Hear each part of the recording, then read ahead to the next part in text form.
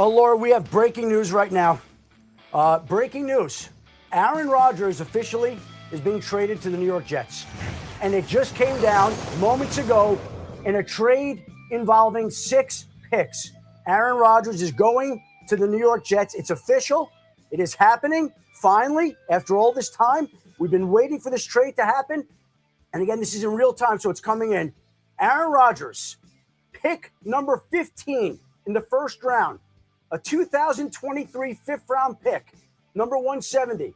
The Packers get pick number 13, a 2023 second-round pick, number 42. The Jets' first-round pick, first pick in the second round. A sixth-round pick, number 207.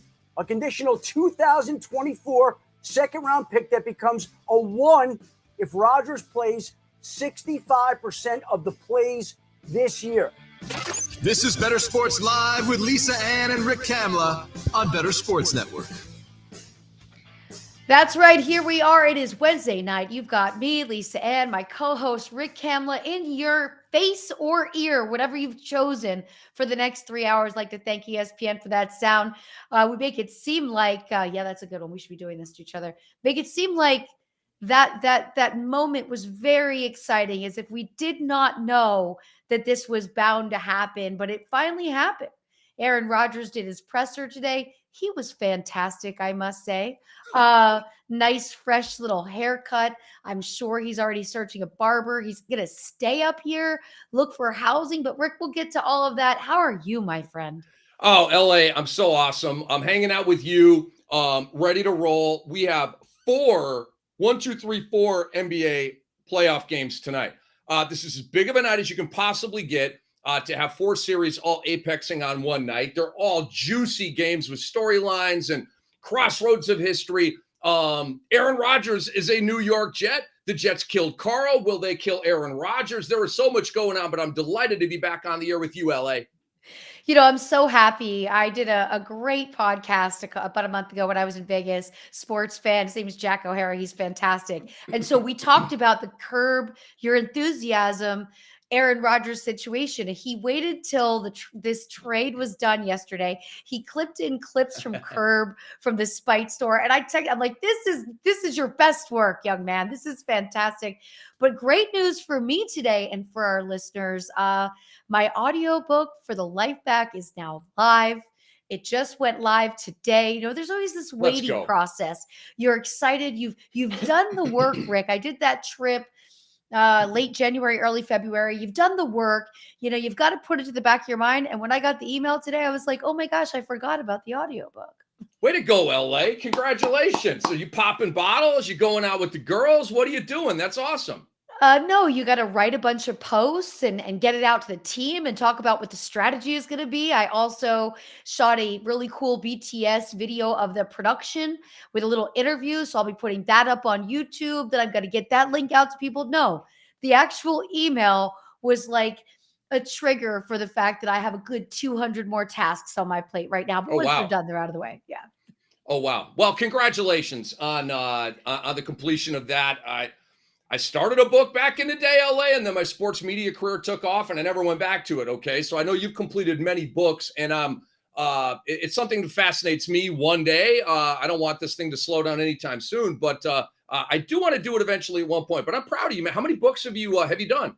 So far 2, and both now have their audiobooks complete as well. So the process is done. Let's talk about you. We've got big games. We got the Kawhi Leonard news today. You and I were talking off air about Stephen A. Smith's comments and the extreme kind of opinionated take. This is a time where a player is going through something incredibly emotional. No player wants to be injured. They may want rest days more than they want to be injured, but this is a torn meniscus. This is a serious injury. So it's not just, hey, I can't play right now. It's, hey, how long is it going to take me to recover? How will I be when I recover? And it's a lot of work. If you remember, we've had athletes come out and say once they retire, like, I just couldn't go through the recovery of another injury, how much they make them work. So, you know, your take on this for Kawhi, and I know for me and for everyone that's a fan of the sport, none of us want to see these things happen to players, whether they're good or bad players. It's not how we want you to end your season, end your career, you know, derail you at all times. Yeah, I mean, it's really tough stuff, LA, because this is the ACL, the knee that he tore the ACL against the Jazz in the playoffs a couple of years ago, took that whole year off. He's come back. It's a meniscus, not an ACL tear, but it involves the same knee, okay? And there's so many complications with that, as you know. I'm wondering if he's going to have surgery. When I got off the air at 4 today, it had not been announced yet. I don't believe it's come out yet. Chris Haynes reported that he's deliberating rehab options, which means he's considering having surgery or playing it out with the healing process. That's a critical element that I want to know. Kawhi's in his age 31 season, LA.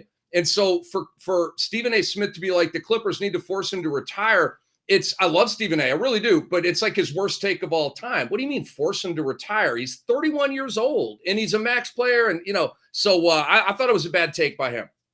And he's got a ring. And he's accomplished things in the NBA, and he's part of our entertainment, and he's got a fan base. So, yeah, that was a bit much, but we've had some great games. And I will say this city is incredibly hype right now between NBA and hockey. Like the Knicks fans in this city are like fully wearing their gear. I've also noticed that, little tchotchke people at the corners in New York City that sell like fake handbags and T-shirts and scarves. Those people, they definitely have more Knicks gear than they have in a while. And I'm here for it. I walk by and I always say to them, that's some entrepreneurship right there. I see what you're doing. I see where you're at right now. You're going to sell all that Knicks stuff you couldn't sell seasons before. They all laugh. They all laugh. Yeah, the Knicks, I can imagine how hot they are. We had John Starks on NBA radio yesterday, and he told us, he joked, I was talking to him about the vibe in the arena and the city and what, how lit it is and all that. And he was like, we've waited a long time for this. He went back 2 years ago when, remember, they won game 1 against Trey and the Hawks, or wait a minute, maybe it was game 2 that they won. But the game that they won early in that series, the only game they won, you remember that people went crazy like they had won a championship, right? It was one playoff game. And we saw it after they won, I don't know, one of the games recently here. So I can imagine, take me into it, plug us all into it, LA. Like, is it blue and orange everywhere you look? Is it nonstop chatter? What's going on? Yeah, it's a lot of that. It's nonstop chatter, but I'll say this, it couldn't be a worse season. MSG is under construction right now. And normally when you walk out of MSG, there's like a ton of stairs and it opens, it just spews out everybody into this huge walkway. And you can go one of like 4 directions at the street, right? Well, right now you walk out and it narrows down into this like 6-person wide walkway. And then you have options where you can either take the tiny tunnels that go right or left that you have to walk in between these. It's so, if you're claustrophobic, I'm going to tell you right now, it's not for you. You got to walk into these lists. So you got to make this like executive decision. Which way is going to be quicker, because it bottlenecks on this one really hard. And then I don't know if I told you, but the first game I went to this year, I realized it was bottlenecking because there was a hot dog stand that was like in the way of the exit, making it go from 6 people down to 2. And I remember letting that hot dog vendor know how I felt about his placement. He's like, well, this is my spot no matter what. I'm like, it took us an hour to get out of there. So that's a downside, because normally the excitement is you run out of the arena, you're in the streets, you run out front of cabs. So you run out and then you're stuck like in a drain for like 45 minutes. I mean, that's brutal. It really is. But New York, it was so fun to have John Starks on the show and see him beaming in game 4. They're balling right now, LA. Julius Randle just missed a shot. It's 9-7 New York. I got the Cavs winning tonight, LA, but I think the Knicks are going to really pitch a strong game. They're not just going to be like, oh, we're back at Cleveland, we'll get them in game 6. They're too blue collar for that. I think we're going to get a really, really fun game. We got the Lakers and Grizzlies coming up at 7:30. We're in it, man. I really would like a fun game because I'm trying to get about that game on Friday night at MSG. But let's get to Ricky's props. I see that you really went all in today. You're really feeling these games. And I can't wait to hear, because I had some thoughts today about games, how they go one game. You get 50-some points, you're going back down to 20. So let's go to this first one. You got props for the Knicks at Cleveland. Donovan Mitchell versus New York, over 5.5 assists plus 110. So I believe that Donovan Mitchell is going to have to diversify his game tonight. His assist flow in this series has gone 8, 13, 5, and 5 in the 2 games in New York. 13 dimes, LA, was the only game that the Cavaliers won. That's the model that they need to take into this game tonight. Play a balanced game. A one-man band is not going to get it done against these Knicks, and especially not against Josh Hart. And role players always play better and hit more shots at home. And so Donovan's passes have a better chance of turning into buckets by the Oshmans and the Garlands and guys like this. And so I like the over at 5.5 assists on Donovan Mitchell. Not his points, LA. I don't know. It just, I think we're going to get a grimy defensive game tonight. I don't like the point over, but I like the assist over. I like it. You got RJ Barrett at Cleveland under 17.5 points, and it's minus 140. So role players play better at home and worse on the road. It is not an adage or a cliche. It's a truism. And RJ Barrett has been the personification of this. In the 2 home games, he went for 19 points and 26 points. In the 2 road games, he went for 7 and 14. Huge difference. And he's going to be more confident coming out of those 2 New York games. But I have a feeling this is going to be more of a Julius Randle game tonight, LA. And so I'm fading RJ Barrett tonight under 17.5. All right. The Lakers that we were talking about last 2 months ago, Rick, that were in what? 10th place? Yeah. In the Western Conference. That's exactly right. Now here we are. LeBron playing some good basketball. These have been some great games. And I recorded the games I missed last weekend while I was in Chicago. And I got to watch, it's so much faster without commercials. Gosh, you can blaze through these games. It's just enjoyable. It's all about the game with the remote, right? Not to go too far, to stop it on time, that kind of thing. Do you have DirecTV? No, it wasn't available in my building here in the city. So I had it in LA. What do you Cablevision? What do you have, LA? Verizon Vios. It's a whole new experience with me. I was learning new technology. So DirecTV has so many different options. DirecTV is, I don't want to crush a potential sponsor here, so I'll just check up on that.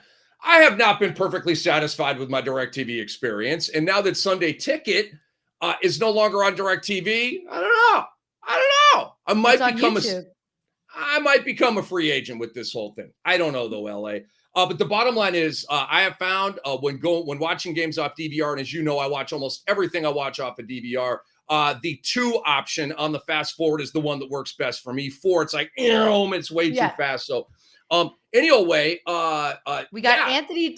We got AD at Memphis under 35.5 combo for the points and rebounds at minus 110. I want you to answer me a question before I even get into this. Are you feeling an Anthony Davis game tonight or not feeling an Anthony Davis game tonight? Just a vibe going in. Where you at? I mean, LeBron's been playing so well. I'm not feeling that big of an Anthony Davis game. Tell me your perspective here. That's what I'm talking about. I love that. I'm not either. Okay. I think he's going to be better than game 4. Okay. But I did some math on this, LA, and I'm not feeling him going over his combo tonight. It's 35.5 combo points and rebounds. And his PR flow, point rebound flow, has gone 34 under, 22 under, 48 over, and then 23 in the last game under. And here's the thing. So, I don't like that. I don't like the undulations of his motor. I've been complaining about it on NBA radio for weeks now. And I'm waiting for that, the Anthony Davis motor conversation to hit ESPN's panel shows, and you'll know where they got it. They poached it from me. That's cool, though. But LA, this is a gravy game for the Lakers and Davis, right? They're up 3-1. You're on the road. You don't have to win this basketball game. Yeah. Memphis does. So will Davis be motivated merely coming off of a subpar game? I don't think he will be, LA. I think we get the paper tiger tonight, and we get the tiger version of Anthony Davis back at home in LA in game 6. We got some props for the later games. We'll hit these after the half an hour here. So we'll go back to these because I really want to talk to you about last night. So we've been, Trae Young's been starting to allow himself to be played, painted as the villain, which I kind of like, you know what I mean? It's been a flip of the switch, right? Well, I'll tell you what, that villain took over last night, and I can't even believe it. And I know you've seen, the drama. There was a Janet Jackson concert supposed to be, where was this concert? State Farm Arena in Atlanta. Yeah, and so he tweeted her today that she's invited to the game, which is just great. Most people don't really remember a lot of Janet Jackson songs, but our generation does. But Trae Young, that shot, and I really liked his presser because he told such a long-winded story about what he was thinking about in those seconds when he was going down. Really helps me understand the mentality of the couple cues that you're looking for, right?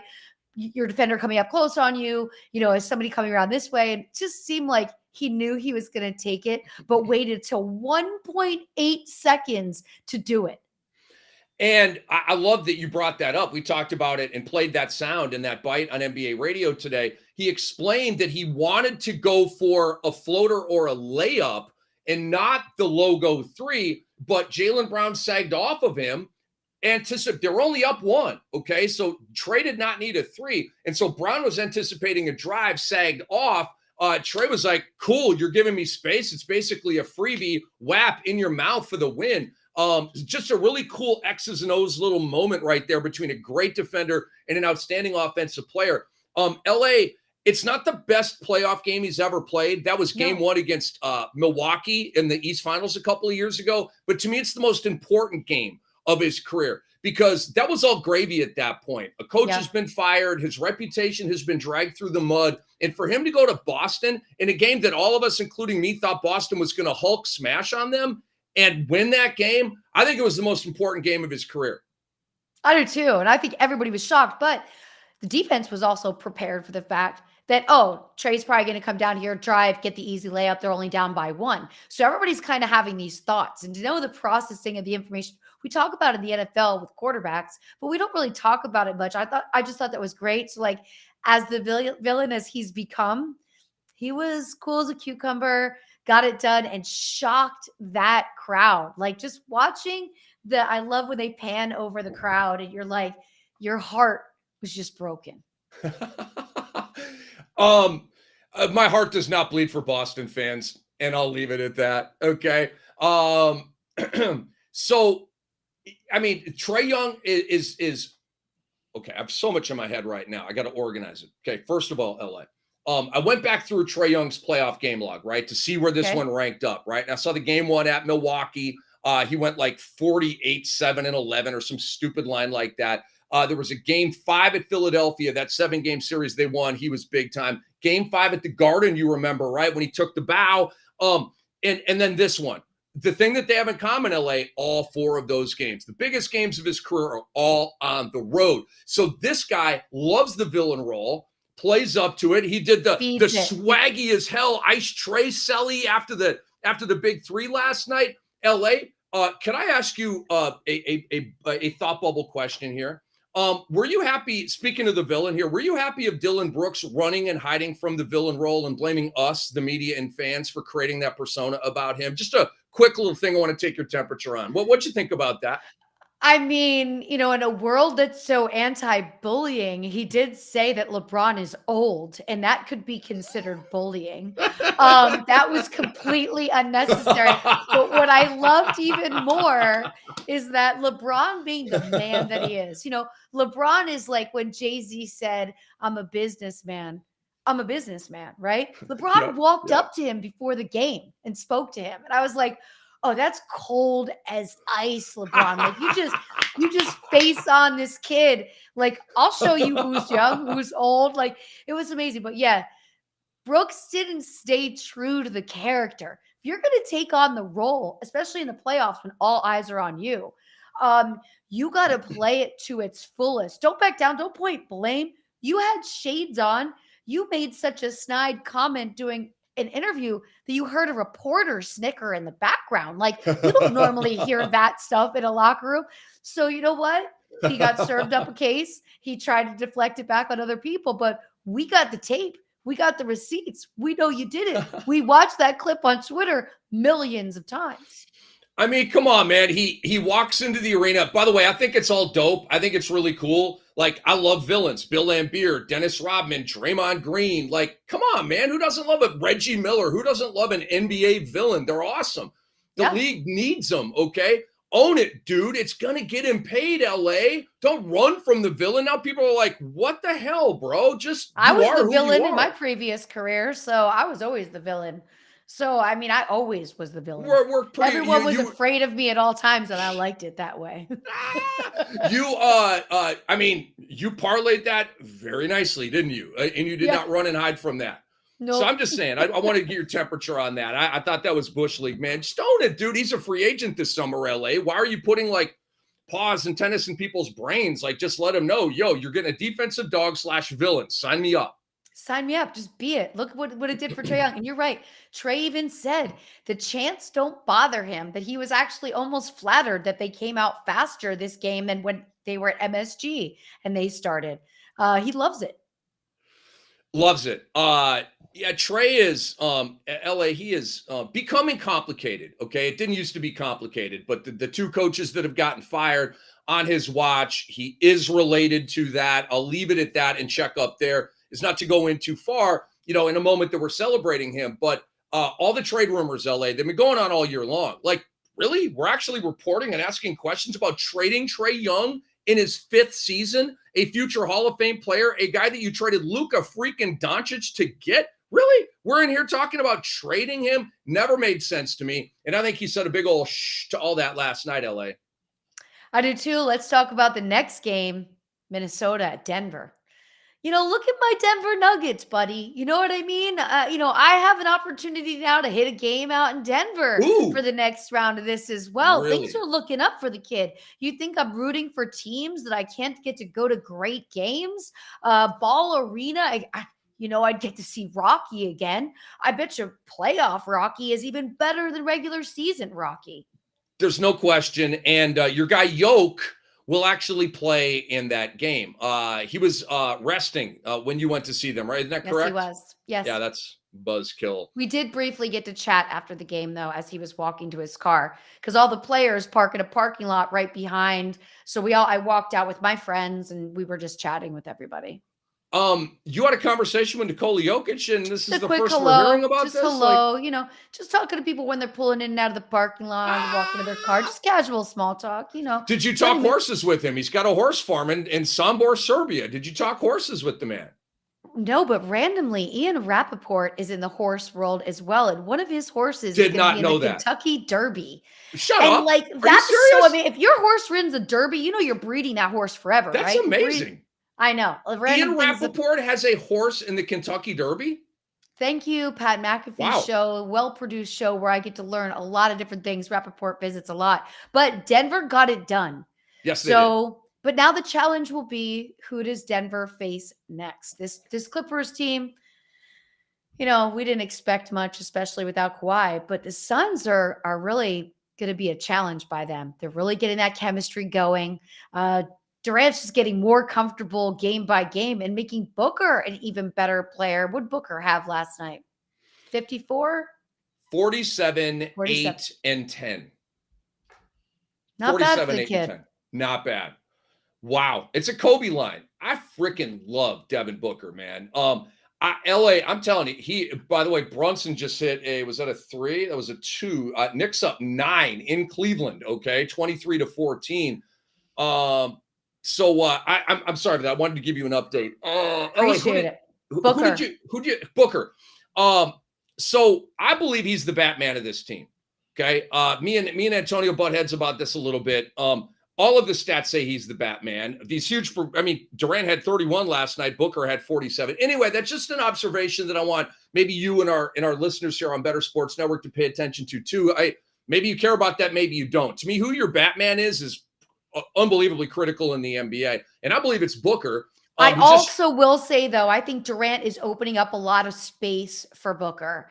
I think the focus being on Durant defensively is allowing Booker to have 10 plus more points per game than Durant. And Durant's fine with that. That's never, he wants to win. All the kid wants to do is win. I think it's a great take. I really do. That is definitely a part of this conversation. I feel like Devin Booker is more of a killer, an assassin, the true alpha than Kevin Durant is. I think Kevin Durant is an alpha, but not like a Kobe-esque alpha like Devin Booker. To me, there's just like a cut above in terms of edge and grit and all that kind of stuff with Book. I'm not saying he's better than Durant. I just feel like he's that guy on this team. But LA, can I say something that I'm really happy about with Booker? And by the way, everybody in the room, we've got our friend from Australia back. We've got Scott, Michael in the room, our friend Jeff, who I just got to say hello to in person last weekend in Chicago. Byron is joining us, such a great sports fan. Brad, hello, there you are. What I'm most happy about with Devin Booker, we never knew how these things were going to go. We've seen them go pretty poorly. We know there's a curse out there. And it is the Kardashian curse. And Devin Booker, unlike Tristan Thompson, and a lot before Tristan Thompson, he must have been a lot of sage. Maybe he's into crystals, but he has seemed to be able to get away from the Kardashian curse. Yeah, maybe he consulted a shaman. And the shaman got him right. And clearing energy and attachments and all that kind of stuff. Could be. Who knows? Maybe he borrowed some sage from Kyrie. She's a Jenner than more of a Kardashian, but it really doesn't matter. It's a thing that people think are real. So that's been right there. Will Atlanta ever play defense? Michael said. Well, I wanted to say about defense last night. Yes, it's fun to watch teams score a ton of points, but Phoenix wasn't really playing defense. Clippers weren't really playing defense. I'd like to see when they're really, really like when just coming off of March Madness and seeing none of these games going over 80 points, right? It's a big difference than in the NBA where you're just letting stuff happen. Very high scoring game last night. To me, LA Phoenix looks very, very vulnerable. Okay. Last night in like 81 minutes of playing time, their 6, 7, 8, 9, 10 players had 22 points. 22 points over 81 minutes. That's god awful. That's Torrey Craig, Josh Okogie, Cameron Payne, guys like that.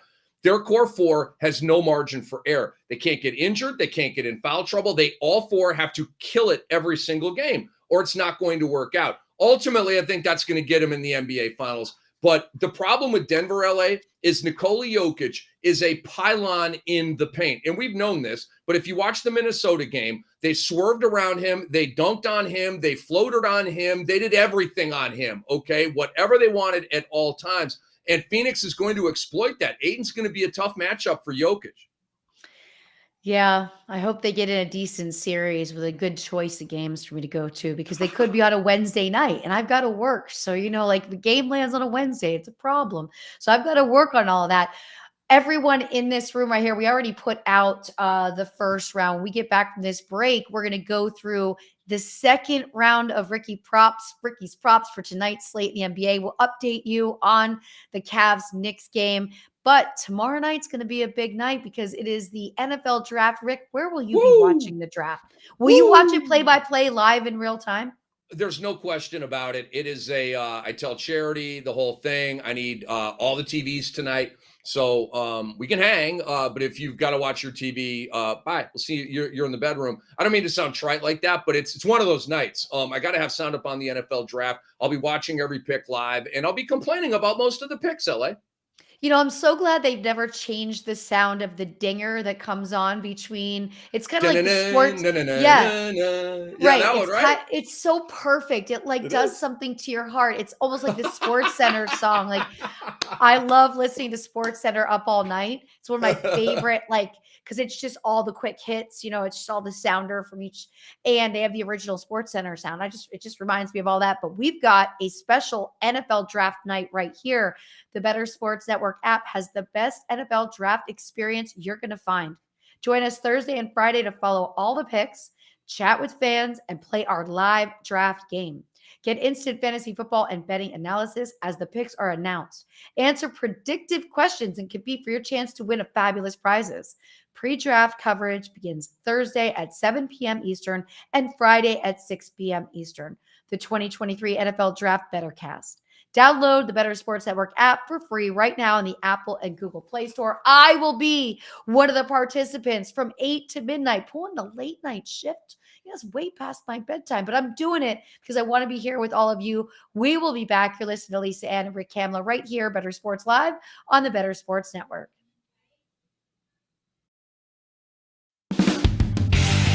Moose and Keith. Weekdays at 10 a.m. Eastern. The word genius is there. Bob Glover it describes him. Bob, so when's the last time that Twitter defeated you? Because I've been defeated by Twitter today. I'll tell you how Twitter defeated me one time. I had the mistaken impression that the year that Troy Polamalu won the Defensive Player of the Year, it looked like it was going to go to Clay Matthews Jr. And I tweeted it. And there was a guy on the media bus. He was like, oh, yeah, he's got it. A guy I trust. I won't tell you who it was, but his initials are Mike Garafalo. So I went with it. Got a DM from Rich Eisen, NFL Network. He goes, you sure about that? I go, oh, man. Oh, I just got this wave because like accuracy to me is really important. Yeah. So I'm literally on the media bus. We're just getting back from media day. We are slipping and sliding in Dallas. It's snowing. I get off the bus. I open my laptop. I'm hunched over, and I just like literally people are passing me. Bob, what's wrong? And it was Polamalu, and Adam Schefter had retweeted me.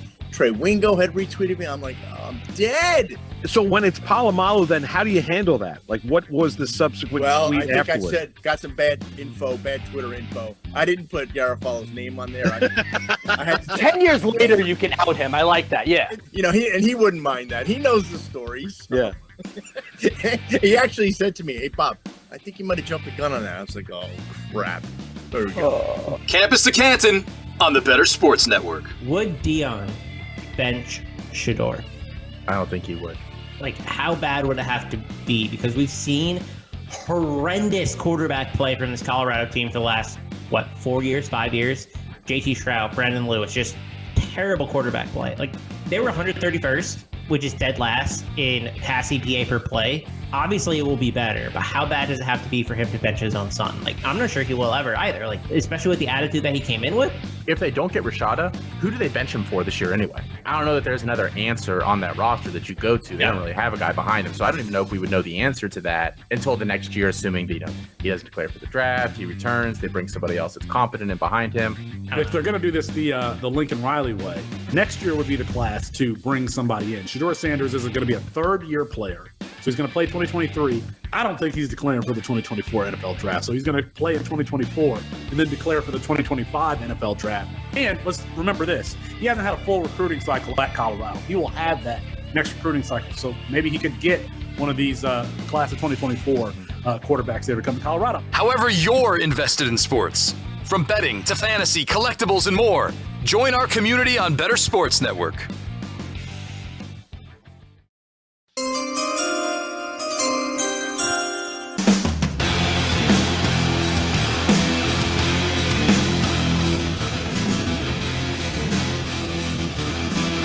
We are back right here. Lisa Ann and Rick Kamla and all of you in the chat at Bettor Sports Live on the Bettor Sports Network. I got to hand it to our producer, Heavy T, on air for not only being able to push off his jury duty so that he could cover the NFL draft with us, but also for giving us that great sounder. Here's my theory with jury duty. It's not certified mail. How do they know you ever got it? It's funny you went there because Charity came back from our mailbox down by the road, and she brought it back, and she said, "You've been summoned for jury duty." I have the jury duty summons on my refrigerator right now, LA. Oh, geez. Okay, so have you done jury duty before? I have not. I told you the closest I got was down here in St. Pete. And I drove there and I was late. I wasn't even intentionally late, LA. I'm just kind of. Oh, when you're late, they don't even let you have an option. Well, that's your way out of it then. Just be late again. I'm going to be late again. And I'm just going to be late again. I'll show up. They can check the box. And when you show up too late, they've already got their numbers. They put us over in a little room, me and like 8 other people. I just sat there and after on my phone for about an hour and a half, and they came in and said, "You're all released." And so we all went home. And so that's the whole trick right there. Just show up late. They'll already have accumulated their numbers and you get to go home. Yeah, I mean, that's the way to go. I like it. I like it as much as I like your props. Let's get to your props for the late game. We've got props from Miami at Milwaukee, which is the 9:30 p.m. Eastern game. Jimmy Butler, boy, Jimmy Butler's on fire, at Milwaukee, under 5.5 assists, and it's -115. This is a Tyler Hero thing, LA. I can't go under on his points right now. I actually think Milwaukee's going to thrash Miami tonight, but Jimmy could still have 30. I don't feel good about going under on him right now. He's on such a heater, no Tyler Hero, all the shots that he wants. I don't feel good about it. I also don't feel good about going over on him tonight because I'm not going to go over on a guy after he had the greatest game he's ever had. Yeah, it's not what I do. It's going to deflate, right? Yeah. It's going to come back. And so I want to attack his assists tonight and go under. In game 1 with Tyler Hero, Jimmy Butler had 11 assists. In games 2, 3, and 4 without Tyler Hero, the assists are down to 3, 4, and 2. Jimmy Butler has had to enter score mode as opposed to do everything mode with Tyler Hero out. And so it's about shots going up to 28. The pass is going way, way down because he's got to put that ball in that hole. So I'm going to go under on JB at 5.5 assists tonight. I like it. And by the way, Bettor Boss, thank you for joining us tonight and bringing in your commentary. What's up? Because nobody puts better commentary. This is what Bettor Boss says about jury duty. Jury duty is the best. No work, no kids, and no distraction. No expectations to do anything but watch and listen. That is a busy man. That is the great take from a busy man right there. My favorite part is no expectations to do anything other than watch and listen. That is so cool. That is so amazing. Really is. We truly appreciate you. That's going to be the highlight. You might win the message of the day. You've got Bam Adebayo at Milwaukee under 3.5 assists, and the number's minus 145. Same thing. Game 1 with Tyler Hero, with weapons, with options, he had 7 assists. In games 2, 3, and 4 without Tyler Hero, he had 1, he had 5, and then he had 2, under 2 out of 3. You need shot makers to have your passes become assists. I mean, we all know this, right? But without Tyler Hero, Miami's shot making has dropped. Overall, not with Jimmy Butler, not with Caleb Martin in the fourth quarter, but overall it has.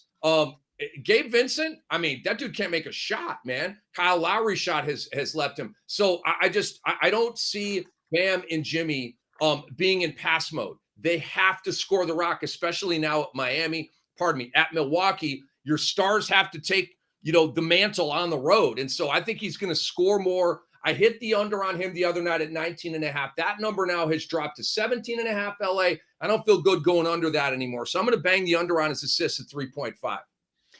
I just had a brilliant idea. I was thinking, we get you some Monopoly money. We give you a pile of it. Let's say you start with $5,000 and you actually pay yourself out on the bets that you win. You put the other pile will be the bets that you lost. Since you can't play in Florida, it would give you some substantial look at what it would be like. We should do this. Well, I mean, I keep numbers. I keep my numbers and I keep track. It has been, how it's been is for my props. LA, I'm right at 500 right now. It has been a wild ride. I mean, I just think playoffs. Like a little bank box would be cool. You're the house as well as the winner. And when you lose, it goes back to the house and be coming out and have a separate box, could be really cool. Could be cool to see. We got Chris Middleton versus Miami over 19.5 points. The number is plus 100. Point flow in this series, LA, is 33, 16, 23, 14. Okay. Follows a great game by a bad game and then bounces back. So tonight's the spike up situation. He's playing 33 minutes per game. If he was regular season playing 27, 28, that doesn't support a 20-point game. 33 minutes a game does. And there's a bounce back factor in play, LA. He was woeful in game 4 down in Miami. 4 of 12 from the field, 14 points. He ain't going out like that. He's a terrific player. He's going to have, I wouldn't say like a big one, but I see him in the 20s tonight. We got Malik Monk versus Golden State over 16.5 points at minus 110. Yes. I like this one, LA. I do. His point flow in this series, he's over 3 out of 4, 32, 18, 4, and 16. The 4 game was that first game at Golden State, and they were all in over their head. And then they played a really good game in game 4. He had 16. Monk is going to be needed to score more, LA, and play make more, I believe, and ball handle more with De'Aaron Fox with the mangled avulsion fracture in his shooting hand on that index finger. Monk in the home games here in this series is averaging 25 a game. Our number 16.5 tonight. I like the over on Malik Monk. We got a question here from Michael, and he says, let's see. No, it's from Scott. I'm sorry. What are you two thinking on Bam's points over or under 15.5 for tonight's game? Well, I saw it on DraftKings an hour or so ago at 17.5. So if it's at 15.5, I'm going over on that. 17.5 to me it's just a coin flip. I don't like to do coin flips. I like to feel like I have an advantage or at least an edge one way. So 15.5, I would go over on that. If you can find Bam at 15.5, it's not, maybe it's an alternative line, LA, but I would go over on that. And normally for Scott, so Rick usually tries to pick the props that he feels the most confident in. So if we're not listing one, it's most likely because you saw it and you were like, I don't have the feeling for that one. You did your little, as some people say, gut check, right? And you were awesome like, no. point by So you. Yeah, like that's, if I go you're through them all, selective. so if I don't have it, like it's not like I missed, you know what I mean? It's a great point by you. I didn't like miss Jimmy Butler at, I believe, 29.5, right? I vet all of these and these are the ones I like. These are the ones you're comfortable with that you want to advise everybody to get on. So last one right here, Klay Thompson at Sacramento, over 21.5 points. And the number is -120. Yeah, let me tell you about Klay here. I have a Sabonis prop as well. And so we got, so Klay Thompson here, LA, over 21.5. His point flow in the series has gone 21, 21, 13, and 26. That 13 or under game was the no Draymond game. And Klay Thompson was in the weirdest role I've ever seen him in, okay? He was a conduit, like a passing conduit. He was almost in a Draymond role. Deferred a lot of shots to others, was open for three, let the guy come, dribble, pass. It was just weird, okay? But that was the no Draymond game. In the other three games with Draymond, 21, 21, 26. We got to hit 22 tonight. And Klay has this history of erupting on the road. And so I really like him tonight, LA. And I liked the look in his eye in game 4. I like the bounce, the strut, okay? And he just, it feels like a heater's coming here from Klay Thompson, right? Like the volcano is like ready to erupt. Like that's the vibe I got from Klay. He did have 26. I feel like there's more in that bag for him tonight.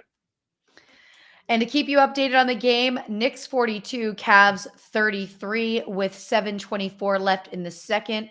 And the Lakers Grizz game just tipped off. So we got 2 games going on. I'm sure you're going back and forth right now to warm up for our guest that's going to join us at the top of the hour, which is Britt Flinn, who you can find her work with Fantasy Alarm. She's an NFL content contributor. So we're going to talk a little NFL draft. And it seems as if you, my friend, did a mock. So where would you like to start with tomorrow's festivities? Okay, so can I give the people the Sabonis prop real quick, and then I didn't see it on here. Did you add it? Did I miss it? I did not. I mean, it's I'm not sure. Sabonis, go for it. So anyway, 19.5 points over on this one. De'Aaron Fox has, again, guys, if you can see this, an avulsion fracture on his, he's a lefty, so it's his left index finger, okay? An avulsion fracture is not a bone fracture. It's the tendon above it, and it forces the finger down at the tip. So it's like a broken tip up here, and it's a little wonky. Kobe Bryant had this back in 2010 and won a chip with it. One of the coolest fight through injury things I've ever seen. And so De'Aaron Fox is going to have a weird end of his index finger, and he's going to play. I think it's going to lead to fewer shots, less usage rate. He's going to play, but I think Domantas Sabonis is going to have a game tonight, LA. I think he's going to realize I got to raise my level of play against the defending champs with our other star player, with a mangled finger here. So 19.5 to me. I liked him to hit the over on this one. All right, we got our last one there. I know that Heavy T on Air is going to add it to the ticker. It's time to talk some NFL draft. How you feeling about tomorrow night, and who do you have going with the first pick? I am so excited, LA.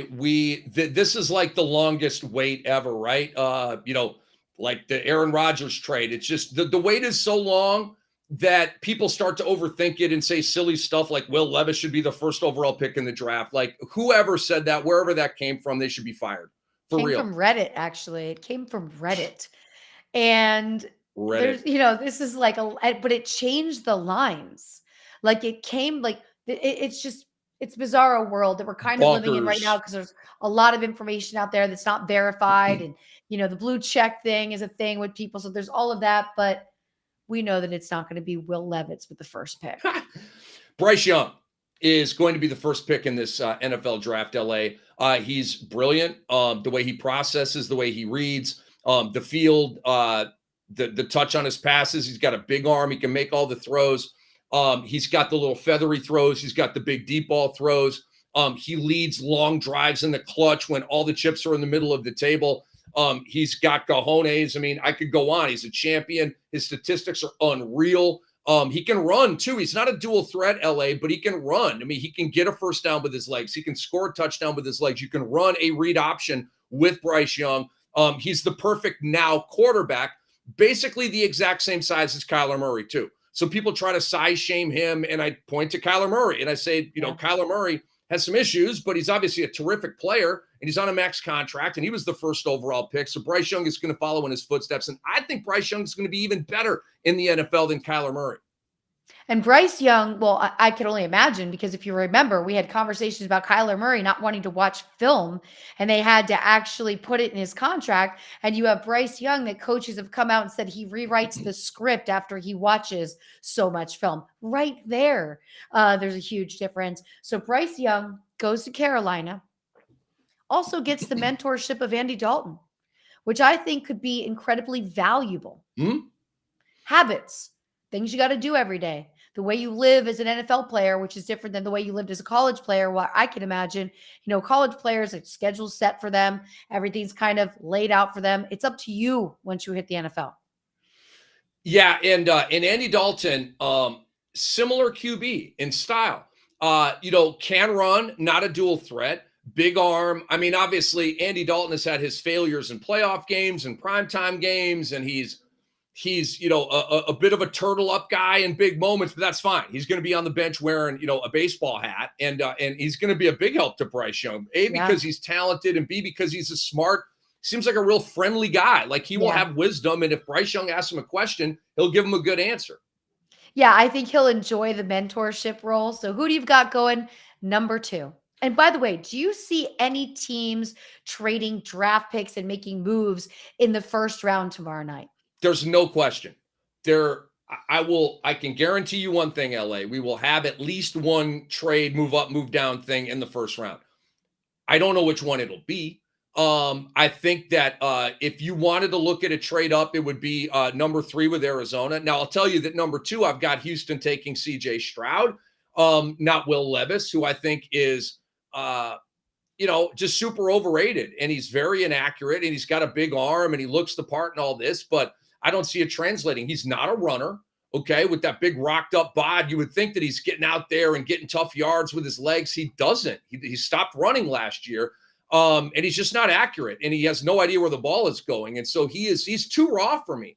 And he's not an athletic freak like Anthony Richardson. If he was an athletic freak, I could deal with a lot of those deficiencies, but I can't deal with his. And we know that 50% of these QBs are going to work, okay? Half are going to work, half are not going to work. Take your pick. Well, also, you're putting Bryce Young, I think, in a better situation than CJ Stroud. Bryce Young gets to play for a team that had a really good defense last year, still going to have a really good defense this year, which is going to make his workload a little bit less because he's not going to be playing from incredibly behind as he may have with the Houston Texans. So for a player like CJ Stroud, how much can he succeed? Because we know that Houston's kind of in a rebuild of everything from the coach to players. Well, he has weapons. That is the good news for CJ Stroud when he is taken by the Houston Texans. They added David Montgomery with Dameon Pierce, and Mike Boone was added as their third full at the running back position, and talented. You have Nico Collins. You have Noah Brown. They brought him over from Dallas. You brought in Robert Woods. Frankly, I have no idea why, but you did. John Mechie, it just came out today, has been fully cleared. He's good to go after dealing with leukemia last year, which is unbelievable. Okay. LA, John Mechie was a rock star at Alabama. You think of Henry Ruggs, you think of Calvin Ridley, you think of Julio Jones. He's in that, Amari Cooper, he's in that ilk of player. Okay. Jalen Waddle, all these guys, like, he's an amazing football player. So he's got weapons. You picked up Dalton Schultz to be their tight end. Like, CJ Stroud is going to have weapons with the Houston Texans. All right. Number 3, who you got going?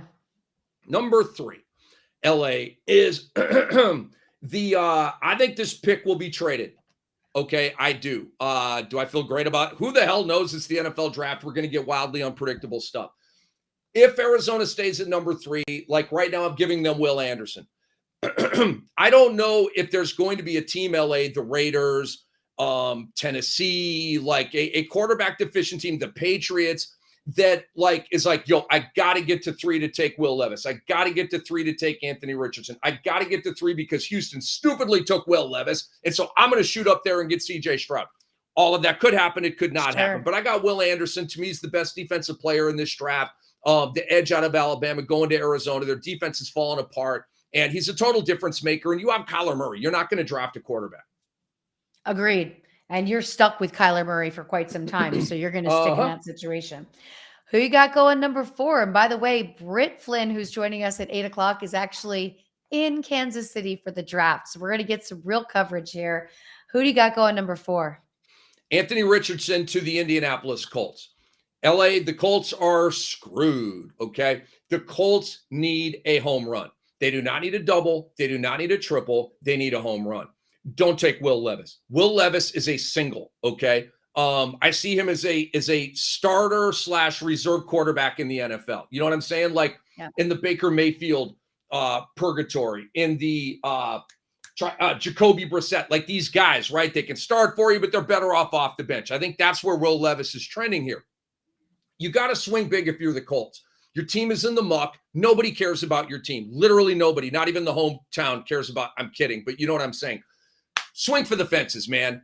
Hashtag draft the freak. Take this guy, Anthony Richardson. He's a tank. He runs a 4.4. He throws the ball 1,000,000 miles.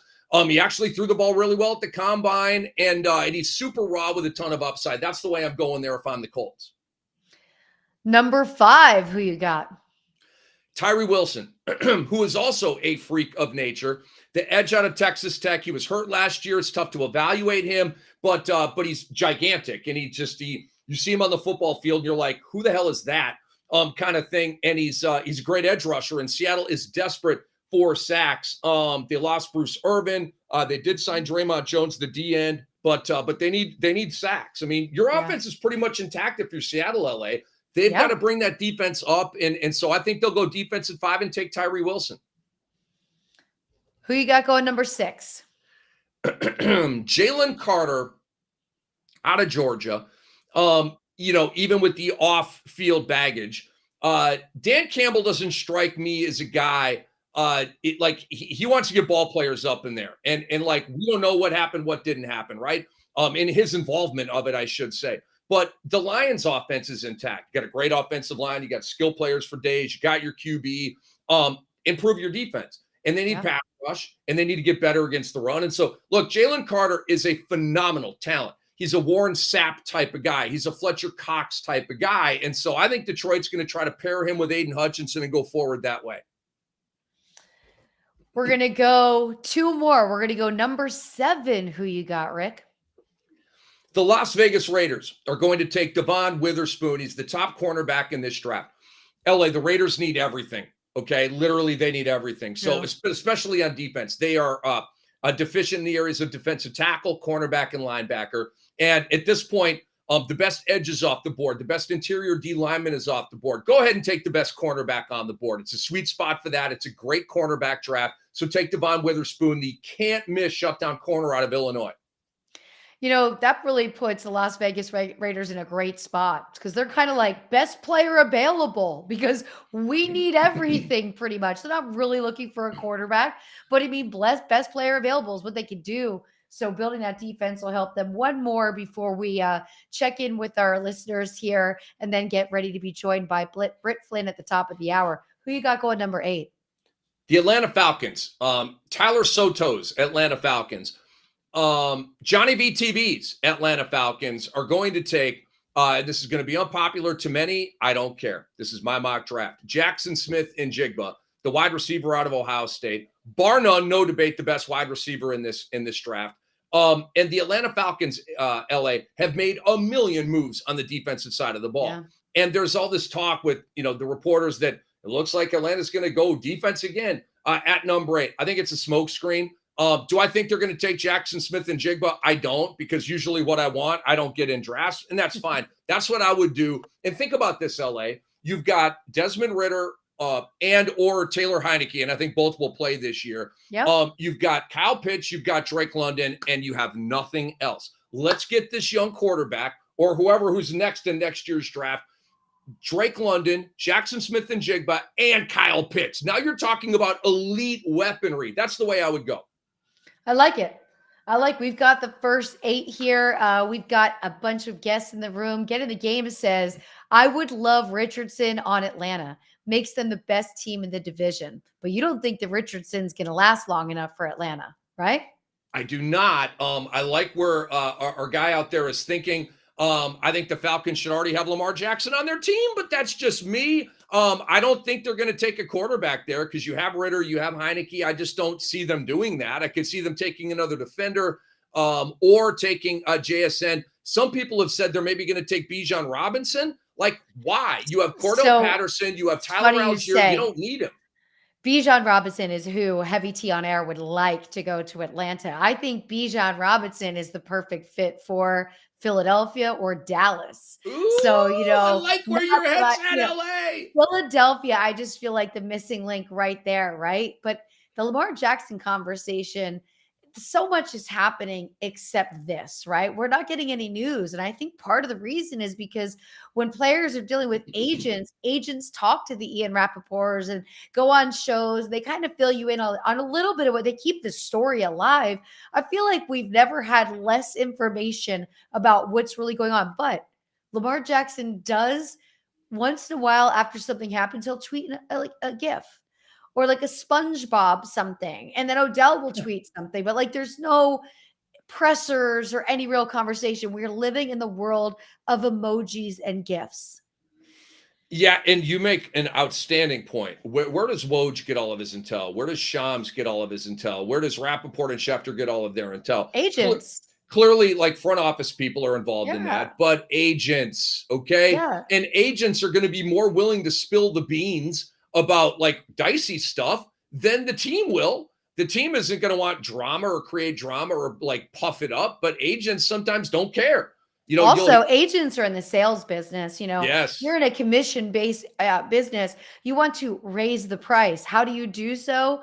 By, creating an allure. There's this many people talking about him. Oh, we've got deals. We've got offers coming in. Whether it's true or not, you never really know.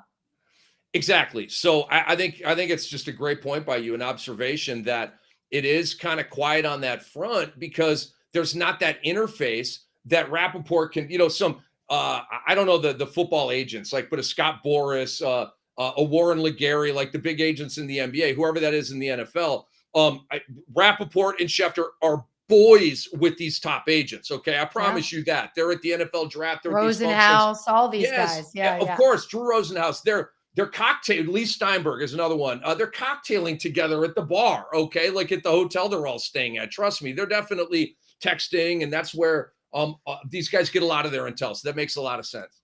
I agree with you on that. We're going to be joined by Britt Flinn when we get back from this break. You can find her on Host of Her Story, co-host at Lightning Round, and NFL content contributor at the Fantasy Alarm. Follow at Britt_Flinn. Britt's joining us from Kansas City, from the draft in Kansas City. It's going to be exciting coverage. Stay tuned. Thanks for all your comments right here in the chat. We'll be back, Lisa Ann and Rick Kamla, right here, Bettor Sports Live on the Bettor Sports Network.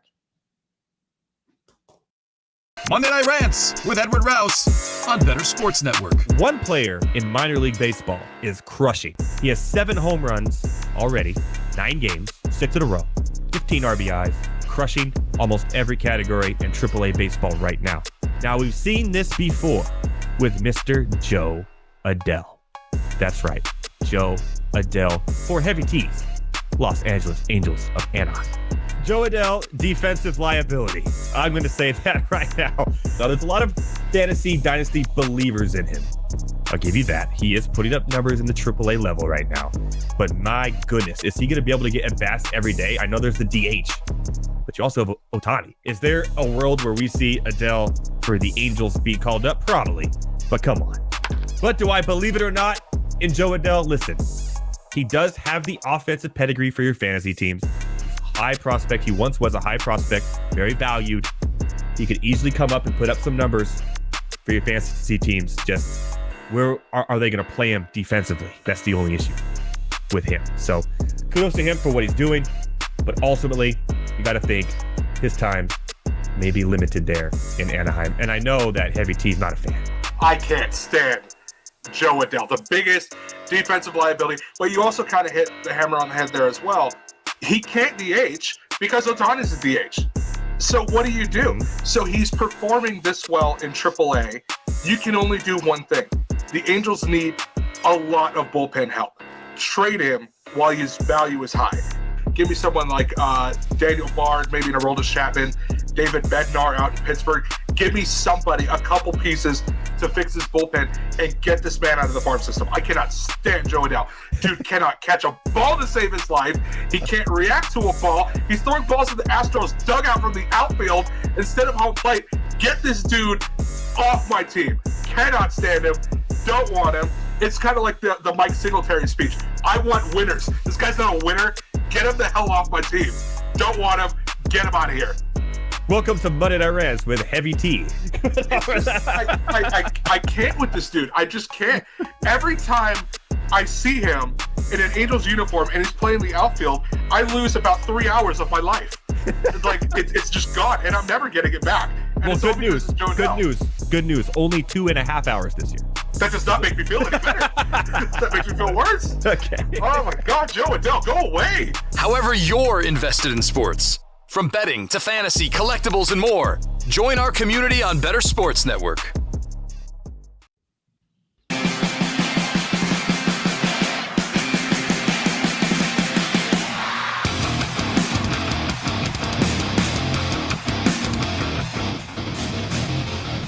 We are back. Lisa Ann and Rick Kamla right here on Bettor Sports Live. And as promised, though she does not get to Kansas City tomorrow, we're joined by Britt Flinn, who you can follow at Britt_Flinn.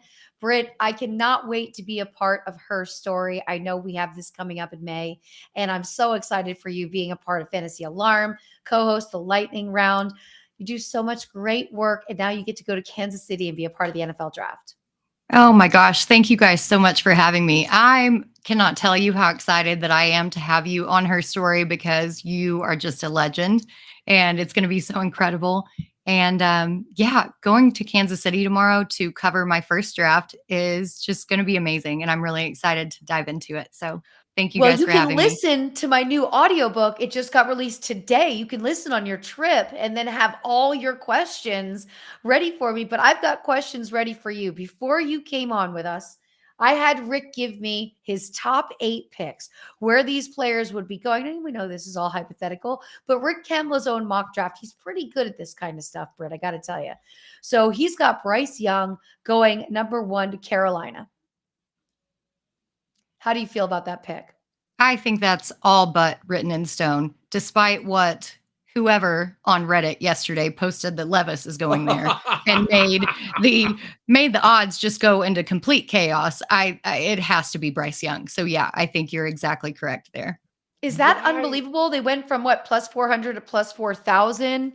I mean, that's not good for it went from plus 4,000 to plus 400 on him being the first pick. This is not good for the books, that this kind of fake news can change actual data that people are relying on. I mean, most people in this betting space saw it as like, okay, red flag, somebody messed something up. This is a thing. And then it came out that it was from a Reddit thread. Well, and they ended up taking the post down on Reddit because it messed the books up so bad. And then you had the odds for him going number 2 overall go crazy, and just everything was complete chaos. So, kudos to that troll on Reddit, whoever did it. I mean, you caused the chaos that you wanted. Do I think it's going to happen? Absolutely not. Britt, pleasure to meet you. Rick Kamla, how are you? I'm so good. Thank you for having me on your show. It's great to meet you. This is really fun. We will be living vicariously through you. You may have a suitcase open somewhere in your house, packing stuff, and get ready to go to Kansas City. Have a blast at the draft. So look, number 2 here. I think it's pretty cut and dried that Houston takes C.J. Stroud. I've got a buddy. His name is John Harris. He literally works for the Texans. He's super plugged in. He does local radio and TV for the Texans. And he was like, legit, they are pondering taking a defensive player at number 2. Levis's name has come up for them at number 2. I've learned, and I bet you know this too, Britt, that the Texans do hold Levis in high regard, which makes sense because it makes no sense. And the Texans are completely clueless with their leadership, okay? Long story short, who do the Texans take at number 2? I actually am leaning towards them taking Will Anderson. I think that S2 test that they now do instead of the Wonderlic test has really kind of knocked CJ Stroud draft capital down. And on a side note, why not just shore up your defense, kind of call it in for another year, and then go get the USC guy, Caleb Williams, next year. And then you'll have every single piece that you need to make a run. So if they're not completely sold on Stroud being their franchise player, I can definitely see them taking Anderson. Okay. We're joined by Britt Flinn. You can see her work at Fantasy Alarm, as well as her host of Her Story. Britt, if there was a team that was going to make a wild trade up for a pick or anything that you see unusual happening, Lamar Jackson news, what is the one thing that hypothetically you think could happen that could surprise all of us tomorrow night? You know, I've heard some rumblings that DeAndre Hopkins has been in trade talks, or his agent has, with the Ravens. And so if that happens and the Ravens move up, I can definitely see them getting a quarterback, especially since they're expecting Lamar Jackson to hold out. Did it seem strange that Lamar tweeted the SpongeBob gif last night, and then Odell tweeted, "I'm only trying to live through Bitmoji emoji gif." Like, I know this is code for something. We're all paying attention with bated breath here. But I see SpongeBob. I understand generationally, SpongeBob is Rick.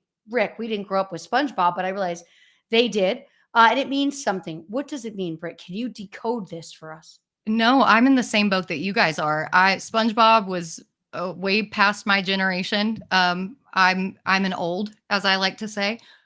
So I have no idea what that means.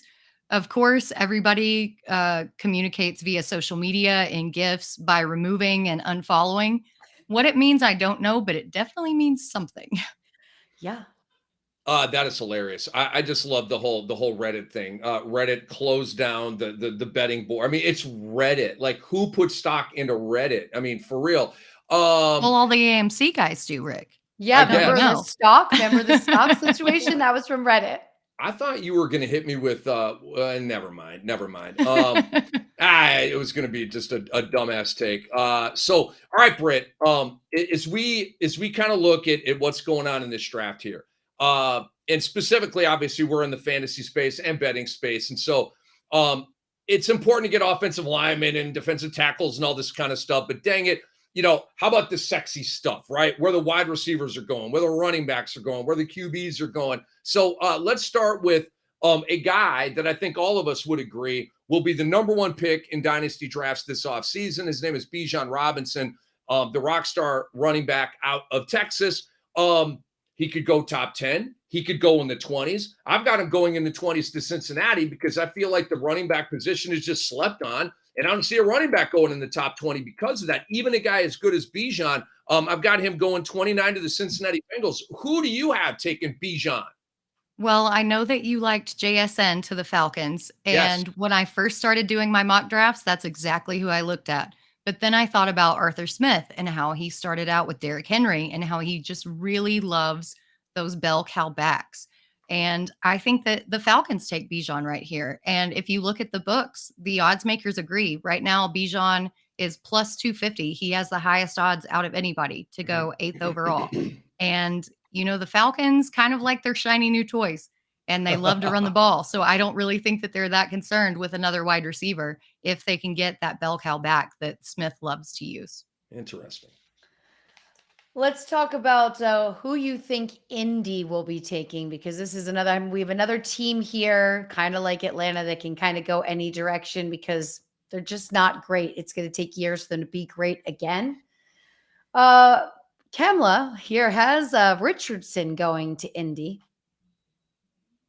I think that makes perfect sense because Shane Steichen has an absolute love for RPOs. And Richardson would fit in perfectly with that system.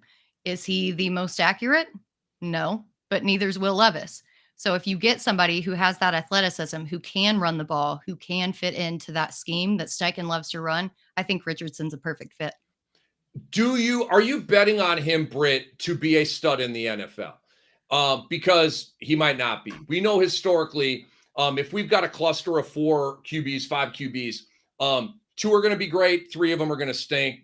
3 of them will be great, 2 of them are going to stink, whatever. But it's not going to be all 5, and all 4 of them aren't going to, suck or whatever. So you got to pick the guys you're going to bet on or not. It's Anthony Richardson, because, we talk about Colts, and I think we agree that's a really good fit. But will it work out? Are you a believer in this young man? I'm a believer in him for fantasy because I love those rushing yards. Me too. As far as normal NFL, no. Around 26 of his passes this past season were uncatchable.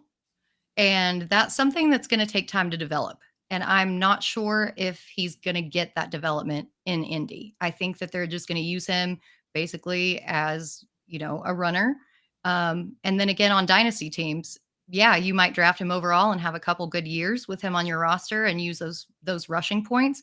But if you're not really good in the NFL, you're going to get benched and you're going to get replaced. So he might be great for fantasy for a couple years, but he's not a long-term solution in either aspect. So one thing I don't know about you, Britt, many things I don't know, @_Flinn. Who is your team? I am a Cowboys fan, Lisa. Oh, so me, you, Jim Bowden. Okay, I see this family of friends. Okay, Adam Ronis. So who do you want our Cowboys to take?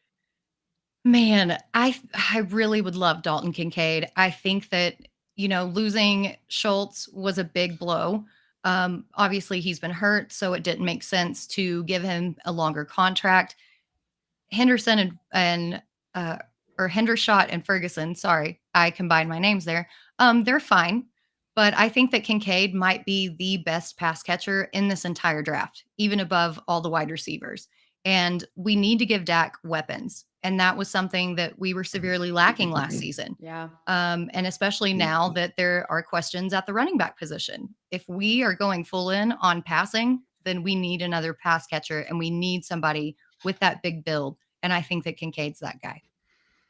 I am mocking a tight end to the Dallas Cowboys, Britt and LA, and his name is not Dalton Kincaid. I've got the freak out of Georgia, Darnell Washington, going to them Cowboys at number 20. Is it 27? Yeah, 27. So we got the position, and we see the player a little bit differently here, which is cool. So where do you see Jackson Smith-Njigba going, Britt? Where is he going on your mock draft if it is not Atlanta at 8? Well, at first I had him going to Tennessee. I think Tennessee's wide receiver room is as thin as a wet paper sack. They got rid of Robert Woods. We've got Treylon Burks, who I love being an Arkansas fan, but he struggled with injuries last season.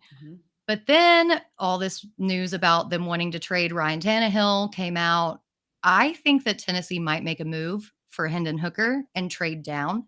So right now, as crazy as it seems, I think that Green Bay might use that 13th pick that they got from trading Aaron Rodgers to grab JSN. Wow. Well, that would shock you then. I could see it. I could see it right here. The Raiders are another team that just needs to fill any spot they really can. We know that they've taken on Jimmy G as their quarterback, so they've got that settled for this season. Who do you have going to the Raiders? So I had an offensive tackle going to them because Jimmy G is kind of a system quarterback. He really needs to be behind that really stout offensive line. We saw it in New England. We saw it in San Francisco. And up until now, the Raiders offensive line doesn't exactly have a lot of gas to it. The starters that they have now are very inexperienced. And I think if you're going to keep Jimmy G upright, then you need to shore up that position. And I think that Peter Skoronski might go there. It's a good call. I currently have Devon Witherspoon, the CB out of Illinois, going to the Raiders at number 7. I've had Skoronski in that spot and have changed it. So Britt, as we look at Philly to me at number 10, this is like the most greedy and luxurious draft spot in the whole draft. They have everything. They don't need anything. Oh, by the way, they have another pick late in the first round. They have 2 first-round picks, and they literally kind of don't need anything. Like, can you use other good players? Yes, but it's not like, oh my God, they got to get a linebacker. Oh my God, they got to get a tackle. It's not like that. So I've got Nolan Smith the edge out of Georgia. They did have a lot of guys leave their defense, right? So I would think that they would want to go defense and get just a little bit deeper on that side of the ball. I got Nolan Smith the edge out of Georgia going 10 to Philly. How about you? So I have the same position, different player. I'm going to go with Lucas Van Ness to the Eagles at 10. As you said, there really aren't any glaring weaknesses on the Eagles roster. And as a Cowboys fan, it kills me. But there is some lack of uncertainty surrounding Van Ness's starting time because he was never a starter in his time at Iowa, but he was so productive. It was insane. He's also really versatile and he can play at different spots. And the Eagles, if they did have a glaring weakness last year, it was against the run. So he can kind of go interior and play outside. And I think he's the best and most athletic player at this position in the draft for them to take. So let's talk about who we got here going to. I think Tampa's an interesting situation this year. Are we just rebuilding this entire team?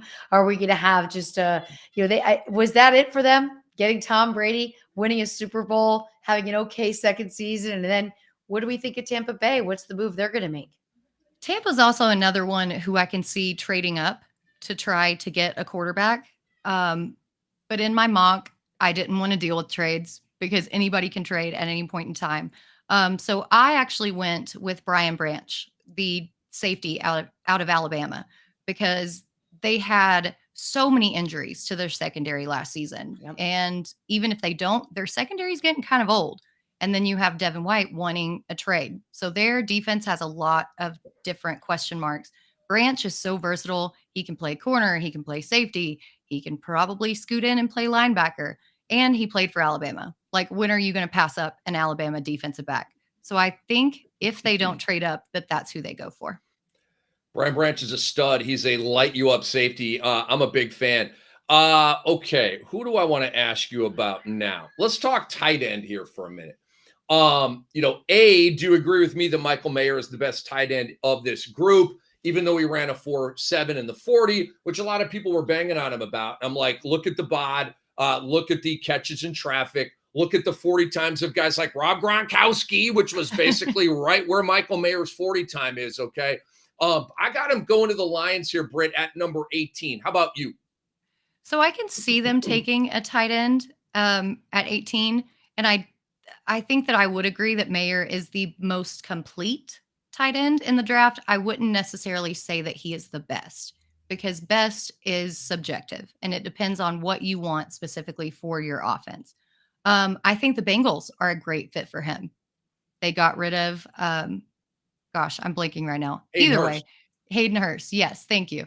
They have some glaring holes there in that spot. If they get rid of Joe Mixon or release him, they're definitely going to need some more blockers. And I think that Michael Mayer fits in perfect there with them.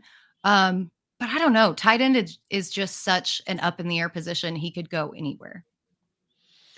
So, Britt, we have to talk about Aaron Rodgers and the New York Jets, right? I live in New York. People are very excited here, not just the Knicks lighting it up, but now this move, it's finally done. What's your expectations for what he can put together? He is planning on doing the whole preseason, every activity. He's already moving himself up here, and the commitment is there. I don't know if you got a chance to watch his presser today. What do you think the Jets can do with this season? Because, again, he was asked, will you stay for a second season? And he said delightfully, I just want to really focus on this season. So we know that at the end of the year, we get another kind of great couple episodes on Pat McAfee and the joy of like, what's Aaron Rodgers going to do now? But what do you expect for him in his new home with some comforts of home, having Alan Lazard there, pieces that they've moved to accommodate Aaron Rodgers? Of course, the Aaron Rodgers Show reality series got renewed for another season with him going to the Jets. I think that he's a great upgrade because obviously the Jets were the worst team in passing and they had a revolving door of quarterbacks there. I think that Garrett Wilson could be a top 5 wide receiver in redraft this season, but the Jets are going to have to keep him upright. He's older. He's not mobile. he's going to have some problems in that AFC East with all those tough defenses. So I think if he's going to do well there, that the Jets need to really shore up that offensive line. And that's probably what they're going to do in the draft. Now, depending who's available, who they take, that's up in the air. But if Rodgers gets knocked on his, throughout the course of the season, I don't know if he will come back. But either way, Garrett Wilson, top 5 wide receiver, book it. Britt, who is your wide receiver 2 in this draft? Is his name Quentin Johnston? And where would you might have either your wide receiver 2? Well, so I guess who's your wide receiver 2? And then let's go down the Quentin Johnston road here, where you have him. And I'm curious to know if Johnston is not your wide receiver 2, who is? So I really like Jordan Addison as the wide receiver 2. I mean, he made Kenny Pickett look good. Let's be real there. He won the Biletnikoff Award that year. The only reason he wasn't as productive last season at USC is because he was surrounded by so much talent there in that system. Quentin Johnston was great, and I love that big body, but he's just kind of had a few little iffy situations come up. Like he's interviewed poorly. His combine wasn't that great. How's he going to translate from TCU into an actual NFL system? That's always a big one. So is this your first time going to the NFL draft? It is. And I'm so incredibly excited. I'm trying to keep my fangirl on the inside and just keep a cool mask on the outside. But, probably when I get there, I will fangirl a little bit. But yeah, I'm just incredibly excited to be going. What are you most excited about?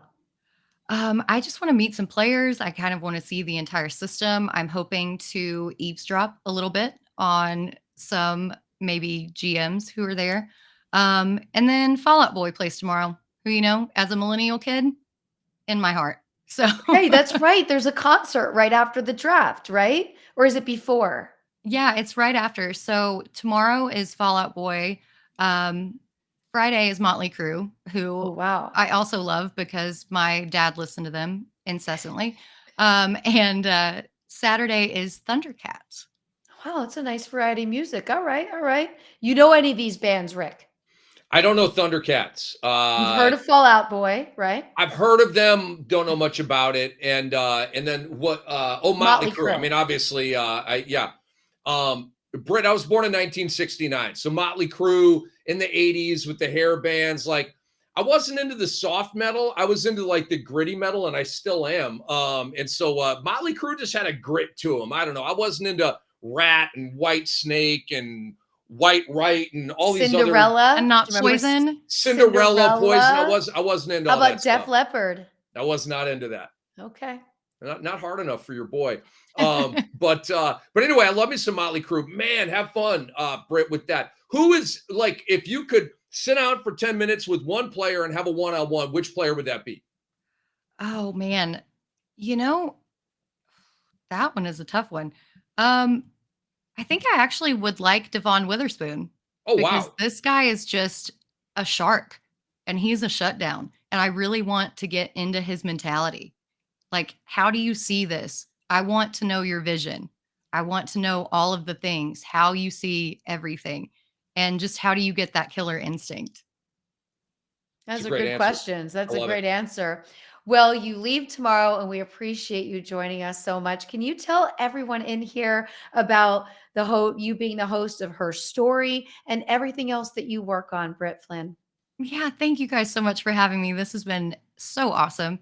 Her Story is typically every other Tuesday. We kind of highlight up and coming female content creators, contributors, editors, journalists, broadcasters, you name it. With, of course, you, Lisa, and the exception. We want to know the people who are established in the industry and how you got there. And we just kind of hear how they got there. Fantasy Alarm, I do NFL content, and on Lightning Ground, same thing. Wednesdays at 9:30 Eastern.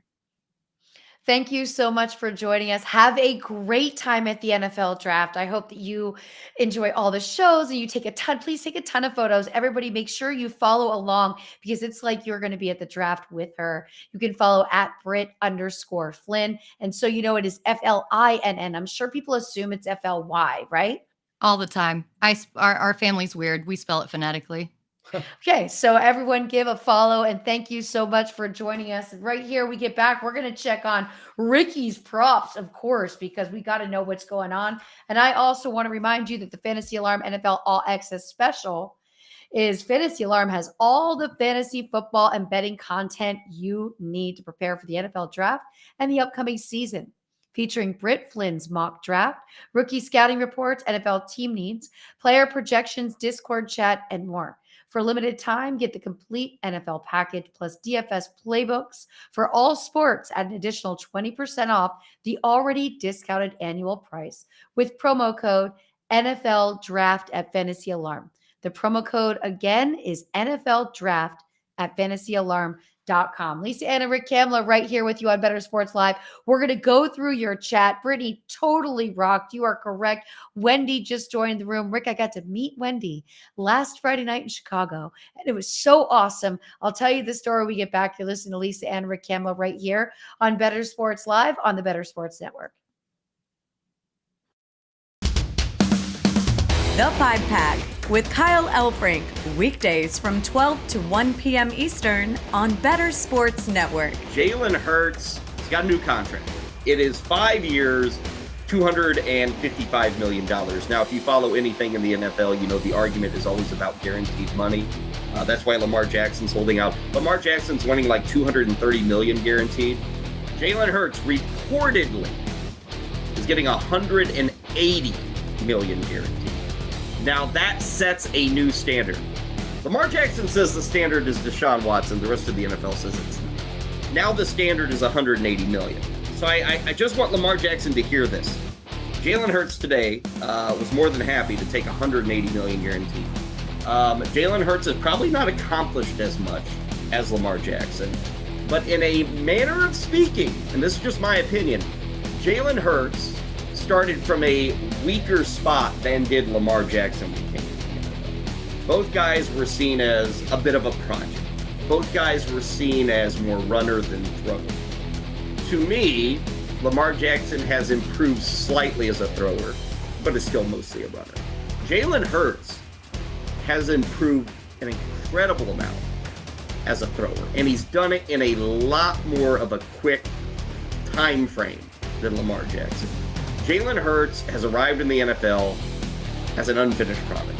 It's not finished, but the polishing and the improvement has been off the charts. Much better than Lamar Jackson.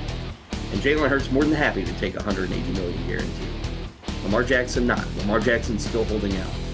Now, those aren't the only two quarterbacks thinking about money today. Kudos to Jalen Hurts. Lamar Jackson's still pouting. Joe Burrow and Justin Herbert. I will tell you this. At some point in the next month, I would suggest one, if not both those guys, Burrow and Herbert, will do even better than Jalen Hurts in terms of guaranteed money. Because that's what this is about. It's ego. That's what these guys love. He gets 180, Burrow will go 182, and Herbert will go 185. Meanwhile, Lamar Jackson will still be pouting and saying, why am I not getting 230? Maybe he comes to his senses after all this. Who knows? But Eagles get it taken care of. Jalen Hurts signed, sealed, and delivered. A lot of guaranteed money. Make bets and follow your fantasy team while you buy, sell, and trade collectibles in real time. Only on Better Sports Network.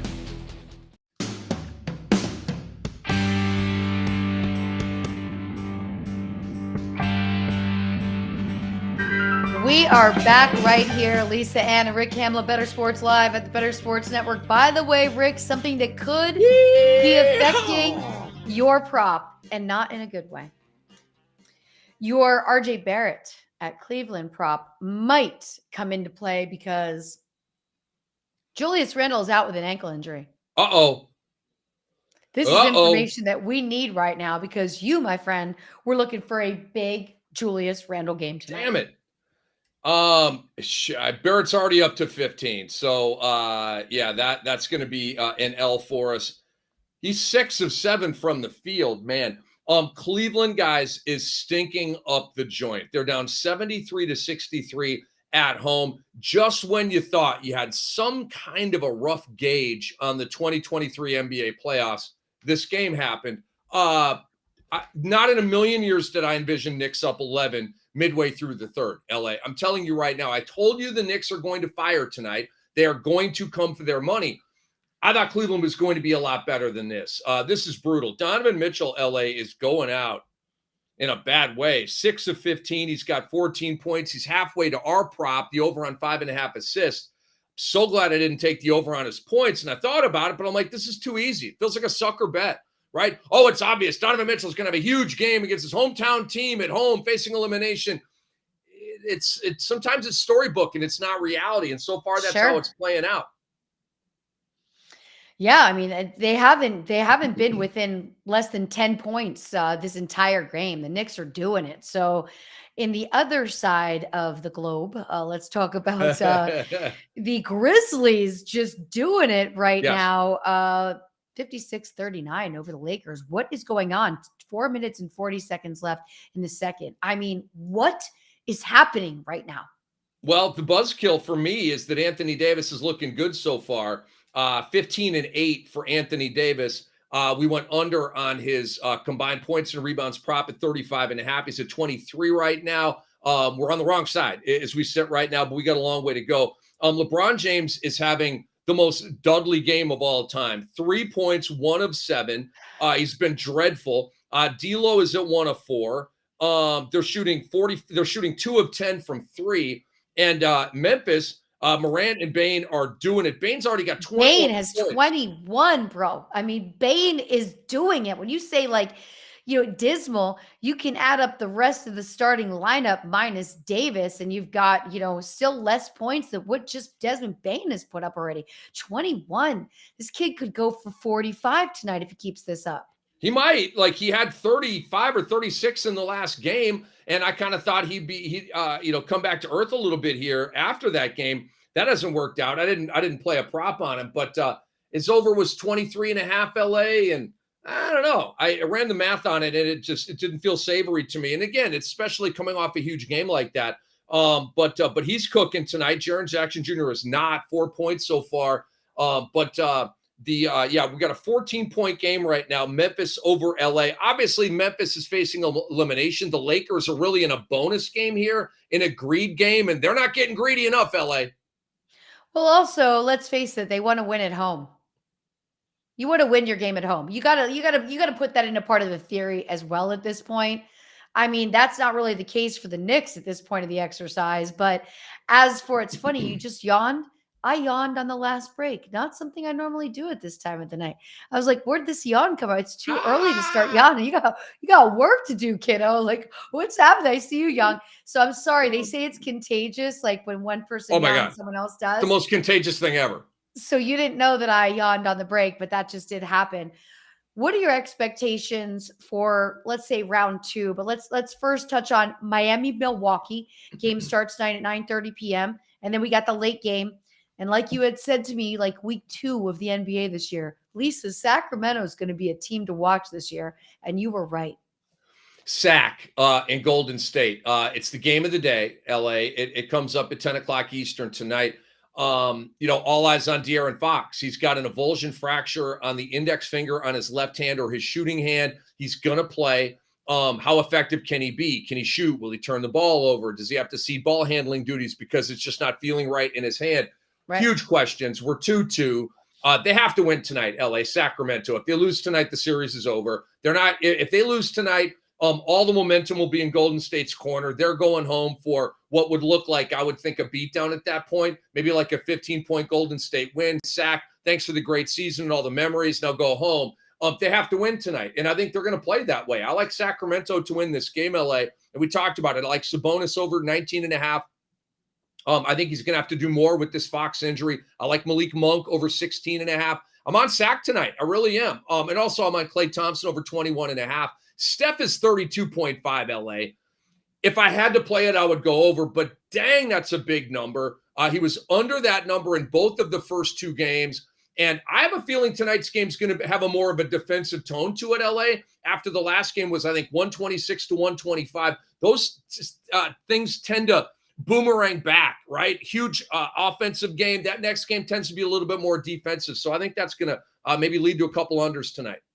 Man, that was a great last 3 minutes of the last matchup, Warriors Sack. So here's what I do when I'm traveling and I'm doing events. I leave all of the TVs on in the room. So like if 2 games are on one channel, one TV's on that channel, and then I go to the other channel so that when I do get back in, if there's any action on, I get to catch it, right? I can't be sleeping and channel surfing in a foreign TV, right? You don't know the lineup. Sometimes it takes a minute for hotel TVs to like turn on all of this. So I come into the room. There's 2 minutes left. And I'm like, oh my gosh, I'm just like standing there, like frozen in time. What a great ending to that last matchup. You say Sack takes night, but you ultimately think that Golden State is going to win this series. Am I right? Negative. I have Sacramento in 7. That was my pre-series prediction. And that's, what I saw is playing out, LA. I saw a home crowd series. Sac win the first 2, Golden State win the next 2, and then pretty much chalky home court from there because Golden State can't win on the road. Sac is a great road team, but they're too young and inexperienced to go into Golden State and beat them. They can go into, Denver and beat them or Phoenix and beat the Suns, with only basically 4 guys, but not Golden State. It's just different. So I don't think Sac would win a game 6. They got to get tonight, and I think they're going to. I think the environment, LA, is going to be spectacular. The crowd eruptions after Sabonis hits a shot, come back, get a stop. Fox with a drive, they come back, they get a stop. They kick Malik Monk 3-ball. And the place goes crazy. Timeout, Steve Kerr, and then they take a commercial break. Like I see a lot of that tonight. I think it's going to be a great piece of basketball theater. Our friend Jeff has 10 showdown lineups in the late game. So that's how into that game he is. And our friend Byron, who's a diehard Lakers fan, believes that Lakers are a second half team. So what Byron is saying right now is this score that we're looking at, the current status means nothing. Lakers have already picked up the momentum. They're only down by 10. Right now, the Grizz lead 58-48. Yeah, and we got a long way to go here for sure. We're not even at halftime. And, as I look, the Lakers are now within 9. LeBron James got to get it going, LA. He does. Anthony Davis already has a double-double. This is so frustrating, LA. Can I explain something to you? Please. We're all ears right here. I was going to go over on Anthony Davis today because that's the pattern of what he's been doing, right? Was going to go over, went into the whole process thinking over. And the reason I went under here is because, first of all, the math, the data supports an under here from Anthony Davis. And he still may go under. But he's just that guy. When I bet on him, he foils me. So he's probably just to stay away from me going forward. Because then when I bet against him, he's like, aha, Cam, I'll show you. You bet against me tonight, so I'll just go ahead and flex and be the Hall of Fame version of myself. But when I actually need him to be, LA, I'm telling you, if I would have bet on him tonight and released his over on 35.5 points and rebounds, he'd already be in foul trouble or, oh, ouch, my hip is hurting. Oh, I got a boo-boo. I got to go to the locker room. This guy is vexing to your boy Cam, okay? Vexing. I feel that, man. I truly feel that. I can see that with you. Do you have those people, those teams that you just can't party with because when it's up, it's down. When it's down, it's up. Do you have those teams and those players, LA? Oh, it's always players. Like, let's talk about season-long fantasy. Like, you have this player that you can't play every week, and you play them in the wrong times or you don't play them. You know what I mean? Like, I totally get it. Yes. By the way, you're getting a lot of apologies. Everyone feels fine for you. 35 points in the first half already. He feels bad for you that you didn't take that play. So what do you see for round 2? We know that Philadelphia gets a little bit more rest, which must have been, great. You're trying to kind of relax from constant games. You see Trae Young put that on last night, and you're like, oh, we get an extra 2 nights rest. We don't have to play. It's apparently huge. I initially thought this was load management. They're up 3-0. Let's just win this one without Embiid. But, he's not practicing. They've had MRIs. So, this does appear to be an actual knee sprain. I'll say this, LA. Woj, or should I say Daryl Morey, by way of Woj, really threw us off with his report. Joel Embiid's going to miss game 4 with a sprained knee, but there's optimism that he'll be able to come back early next week. What are we doing here, bro? What the hell does that mean? How can you have a knee sprain, an actual knee sprain, and then maybe you're coming back in like 3 days? Well, they could not how this works. But they could do enough, like Band-Aid situation, when it comes to all the treatments that he can get, some injections that will, help that PCP, whatever they're doing, like spinning blood. You can do all of these different things now to reduce that inflammation and make it playable. It doesn't mean he's going to be playable for 14 days, but he could get back on it for another 7.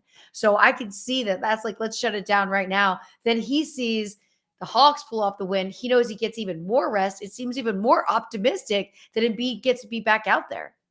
100%. There's no doubt about it. I'm just saying it was a real load management-y tweet by Woj, right? He ain't playing today, but there's optimism he's going to come back early next week. So you're like, they're freaking load managing Embiid in game 4. At the end of the day, it doesn't matter. They beat Brooklyn. They've got a long rest here. Boston has not handled their business, LA. They took Atlanta lightly last night. They had an 11-point lead with like 6 minutes to go at TD Garden. LA, you have to go in for the kill at that point, okay? Boston should have covered that game last night. The line was, 12.5, whatever it was. You had Atlanta right where you wanted them, and you let them off the hook. And Trae Young obviously hit a heater and was fabulous. Your defense was really lame and sloppy and dumb on him. And I'm not talking about that Jaylen Brown play. I'm talking about others, like when Marcus Smart ran him over. Remember that at the end of that game? It was such a dumb play by Marcus Smart. So I don't know. It was like a weird departure, LA, from the team that I have picked to win it all. And obviously I'm still a believer in that. It was like, who is this team? This is not the team I picked to win it all. But I think we're going to see Boston really fire tomorrow night in Atlanta. I think they're going to be like, enough of this. We got to end this party now. And we got to go buzzkill 2 Chainz and Candy from the Housewives and Anderson Cooper and all the other stars that are going to be at State Farm Arena in downtown Atlanta, right next to CNN. I'm trying to find, okay, here we go. Finally got a story. So I was trying to look up for an update. So it looks like Julius Randle is doubtful to return after injuring his ankle. Wow. So the plot really thickens here, LA. And I'm obviously working with you here. So let me, I got to know, is it a re-injury of the same ankle? Yeah, that's what I'm going to look for right now. You do a little talking because it's never good. Injury occurred within the 1 minute, 26 seconds of the second quarter. Landed awkwardly after going up to contest a shot from Cavs swingman Karis LeVert. After the Cavs collected the rebound, LeVert hit his next shot. Randall stayed on the ground for several moments holding his ankle. Does not give the injured the ankle. Yes. So look, this has to be the same ankle because they says Randall originally injured the ankle on March 29th in the win over Miami Heat. So there we go. It's the same ankle. I'm putting 2 and 2 together. Thank you, ESPN, for the news report. But I think we're missing that detail, but I think I got it. So Randall is contesting a shot. It looked like Karis LeVert. And he came down, I think maybe on LeVert's foot. I'm taking. I have the Lakers and the Grizzlies game up right now. I can't tell from this angle if he landed on LeVert's foot, but it is a re-aggravation of the. He walked himself right off. I'm watching it right now. He walked himself right back there. He was like, "I know where I need to go, and it's not out here." That is not great for Knicks fans. And mind you, it would be heartbreaking if they were at MSG tonight, right? It's still hard. You're on the road. But I believe that this Friday night game is, I think this entire city is going to be rocking on Friday night. There's no doubt about it. I don't know about that, LA, because what if the Knicks win tonight? Then the series is over, and there may not be that MSG party. The Knicks are up 15 right now, late third, minute 40 to go in the third. The Cavaliers side of this is just shocking and ugly and despicable. It really is. I mean, I can't believe they're going out like this. Absolutely brutal to get smoked at home in a do-or-die game when most people had you winning the series. Like, they are going out like chumps, LA. And especially Donovan Mitchell, 6 of 17 from the field. And I'm a Donovan Mitchell truther. I'm an apologist, a defender. You know how hard this is going to be for me to go on NBA radio tomorrow? Like, well, what's great about I this said the Knicks needed to trade for him, right? Yeah, here's what's great about this is as the news stories have gone back and forth at the beginning of the season to now, it's been, the Knicks are going to truly regret that they didn't trade for him, and I was now one of those guys. One of those guys. But let's touch on some other storylines in the NBA. The Rockets hire a former Celtics coach, Ime Udoka, as the head coach. How did this happen? Wasn't there something that was not right that happened, and that's why he got fired? How does he get another job this fast? Okay, so boy, is this a long story. I'm going to try to abbreviate as much as I can and give you the Cliff Notes version. So he's a Boston rookie head coach, kills it. Okay, they go all the way to the NBA Finals. First year as a rookie coach, head coach, amazing stuff, right? They lose the finals, and so he allegedly had consensual relations with a female employee with the team. But he's married. But he's married. Okay, so morally, there's obvious major issues here. Okay, even though it was consensual, we still call it affair, and allegedly we add on as well. Yes, yeah, no doubt about it. No doubt. So it's allegedly extramarital stuff. Okay. Sure. So Boston, citing their rule book, he crossed some line that they have in their rule book, and obviously, yeah. So, well, I think there are some teams that if that happened would not have fired him. Okay, and I'm not saying. Oh, I do not agree. In today's temperature, no. I believe that no matter what, no matter where you're working, I truly believe that no matter what, he would have been fired in today's temperature. Okay, that's fine. I guess it's kind of a moot point at this point. He got suspended the whole year. He got bounced from Boston. Obviously, Joe Mazzulla's taken over, and he's been fantastic as well. And so now Ime gets another chance. Now LA, there was the Brooklyn Nets entertaining hiring Ime Udoka, and they might have done that. However, there were female employees, I believe executives with the Nets, who said, no. We don't want this happening with our team, with what he allegedly did up in Boston. Sure. Not here, not on our watch. And they did not. We've got enough chaos. We're the Brooklyn Nets. We've got a bunch of stars that do nothing. We've got chaos here. No one wants to be here. Please don't bring drama into here. Yes.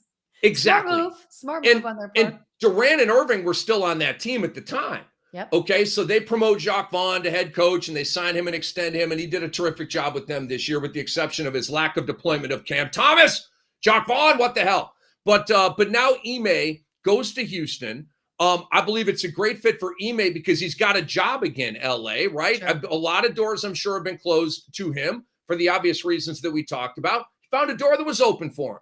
And he goes to a young team. They're not going to win next year, but there's also no expectations. And so he gets to go down there and coach under the radar, do his thing. He's a defensive-minded coach on a team that's horrible defensively. So he's got a chance to look like a hero if he can go down there and upgrade that side of the court. So it's a really good spot for Ime. It's a really good spot for Houston because they need kind of a kick-ass and take names and boot in the butt accountability coach for their young guys.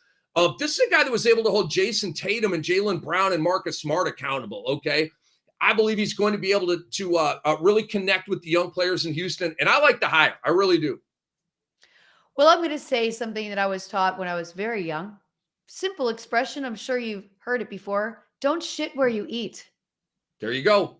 Hopefully he takes this like, hey, you got a lifeline. You got a second chance. And you know what? That no from Brooklyn was good for him because this is how we operate now. This is inappropriate behavior. You know what the guidelines are. You're married. Nobody needs the drama. All of it's no good, no good, no good. So getting that no probably reminded him again. And hopefully he'll be on his best behavior in Houston. The Bucks on the verge of elimination. The Heat lead the series 3-1. How quick will the Bucks be gone? I think the Bucks are winning this series, LA. How do you There's like a lot of games left, bro. You just gave us a ton of more games. You just gave me more games to watch. Like, wow, you just gave me more hoops back. Thank you. We gotta go. You're welcome. As you're welcome. Is that because Giannis can return, or will Giannis still not be playing? No, Giannis is he came back for the last game. He will play tonight, and I think he's going to play well. I think, like I said on NBA radio today, it's got to be a Hulk smash game. I don't care about Giannis walls. I don't care about your back. I don't care. Okay, go seek and destroy. Okay, we're talking about 38 points, 16 rebounds, 6 assists. Okay, Wilt Chamberlain. He needed to be Wilt Chamberlain in Game 4. And he wasn't. He was Magic Johnson, had a 26-point triple-double. That's cool, bro, but you picked the wrong night to be Magic Johnson. Your team needed you to throttle down at Miami and put a halt to this whole Jimmy Butler eruption. How about you guard him? Giannis is, and I love Giannis, but we're being critical here. Giannis is, arguably the best defensive player in the entire NBA. Why aren't you guarding Jimmy Butler, bro? He's having a supernova 56-point game, the 4th most points in the history of the NBA playoffs. Where are you? Okay, this has to be a mega game from Giannis Antetokounmpo. There's no other option, and I think they're going to win tonight. They're going to go to Miami and win Game 6. Then they're going to come back and win Game 7 up in Milwaukee. Wow, that's a lot of winning they have to do, but it's not impossible. Yeah. It's not impossible. I know Jeff will probably be able to help me out here today. While we were both listening to McAfee, which we do every day, someone came on. And he was talking stats and numbers. It was a great spot. I'm so sorry I can't give him credit. I'm hoping Jeff can help me out here. I was on a walk running some errands, so I couldn't write it down. Moving forward, though, I need to be better. I should stop, put the notes in my phone. What he said was he looked up LeBron James' age. He looked up Wilt Chamberlain. He did this reverse thing on birth date. And then he did the reverse thing on when somebody would be conceived. And believe it or not, LeBron James, it narrowed it down to LeBron James being conceived on the day that Wilt Chamberlain broke that record. What? Are you serious? It's bizarre. I should have written down who said it. It was the most bizarre thing. That's awesome. I can't tell you. I was right outside of Central Park. I was doing my one loop, and I had to stop and think, like, who would know to look up something like this? And it's moments like this when I'm listening to other people's shows where I say to myself, you are awful at what you do. I mean, how do these people have all this other good information? That was brilliant. But yeah, that brought me right to there. Okay, so you think the Bucks can get this out? I mean, Butler played so well last night or 2 nights ago. But this would be great. Three more games. Like, wow, but the Bucks are going to be tired because they're going to have to fight with everything they have to be able to win this series. The Knicks right now, at the end of the 3rd quarter, lead Cleveland 88-77. Who knows? We could get a comeback. The Knicks have controlled this entire basketball game, even losing Julius Randle in the process. Cleveland, to me, is just kind of going out lame right now. We'll see. They got a 4th quarter to make it right. They're down 11. It's not over. It looks like the Knicks are going to... Hold on 1 second. Thank you, Jeff. He was conceived when Kareem broke the record, allegedly. It was Kareem. So I didn't even have the story right. This is why I need to start putting notes in my phone. But I know Jeff was listening too, because whenever I'm listening to McAfee, I know Jeff and I are collecting the same data. Like my 25 friends that all listen to the show every day, we all have the same data in our head. It was great. But okay, back to you. I love that. So it looks like... The Knicks are going to take it, even without Randall, which is great, right? Get it done. Get yourself some rest. All that's great. I'll get to go to bed early on Friday, maybe. But I really was looking forward to going to the game. We still may have one, 11-point game. We still might. But ultimately, it looks like the Knicks are going to win this series. LA, when you go up 3-1 in an NBA best-of-7 series, you have, historically, a 95% chance of winning that series. So the Milwaukee Bucks, I am saying, are going to be in the 5 percentile. I was just going to say that. So the Bucks are going to be in the 5 percentile because you believe that's how good Giannis is and that's how much better the Bucks are when Giannis is on the court.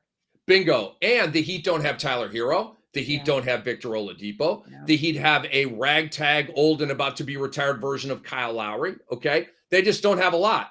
Jimmy Butler has to freak out for them to win or even hang in games. Okay. Can he keep that up? I'm going to bet against that. I agree. The Suns eliminated the Clippers in another year of disappointment for LA. What can the Clippers do, moving forward to get out of this bad luck spot? They kind of remind me of the Los Angeles Chargers.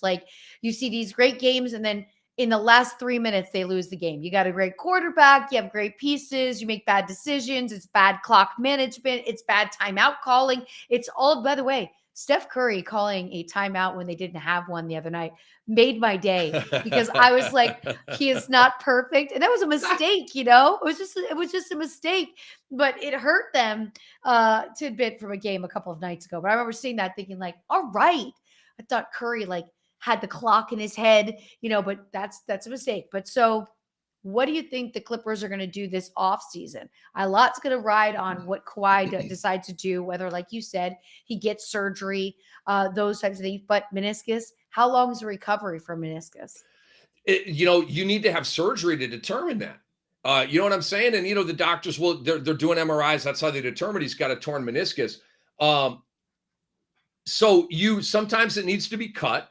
And then if it gets cut, they either remove the injured part or they repair the injured part.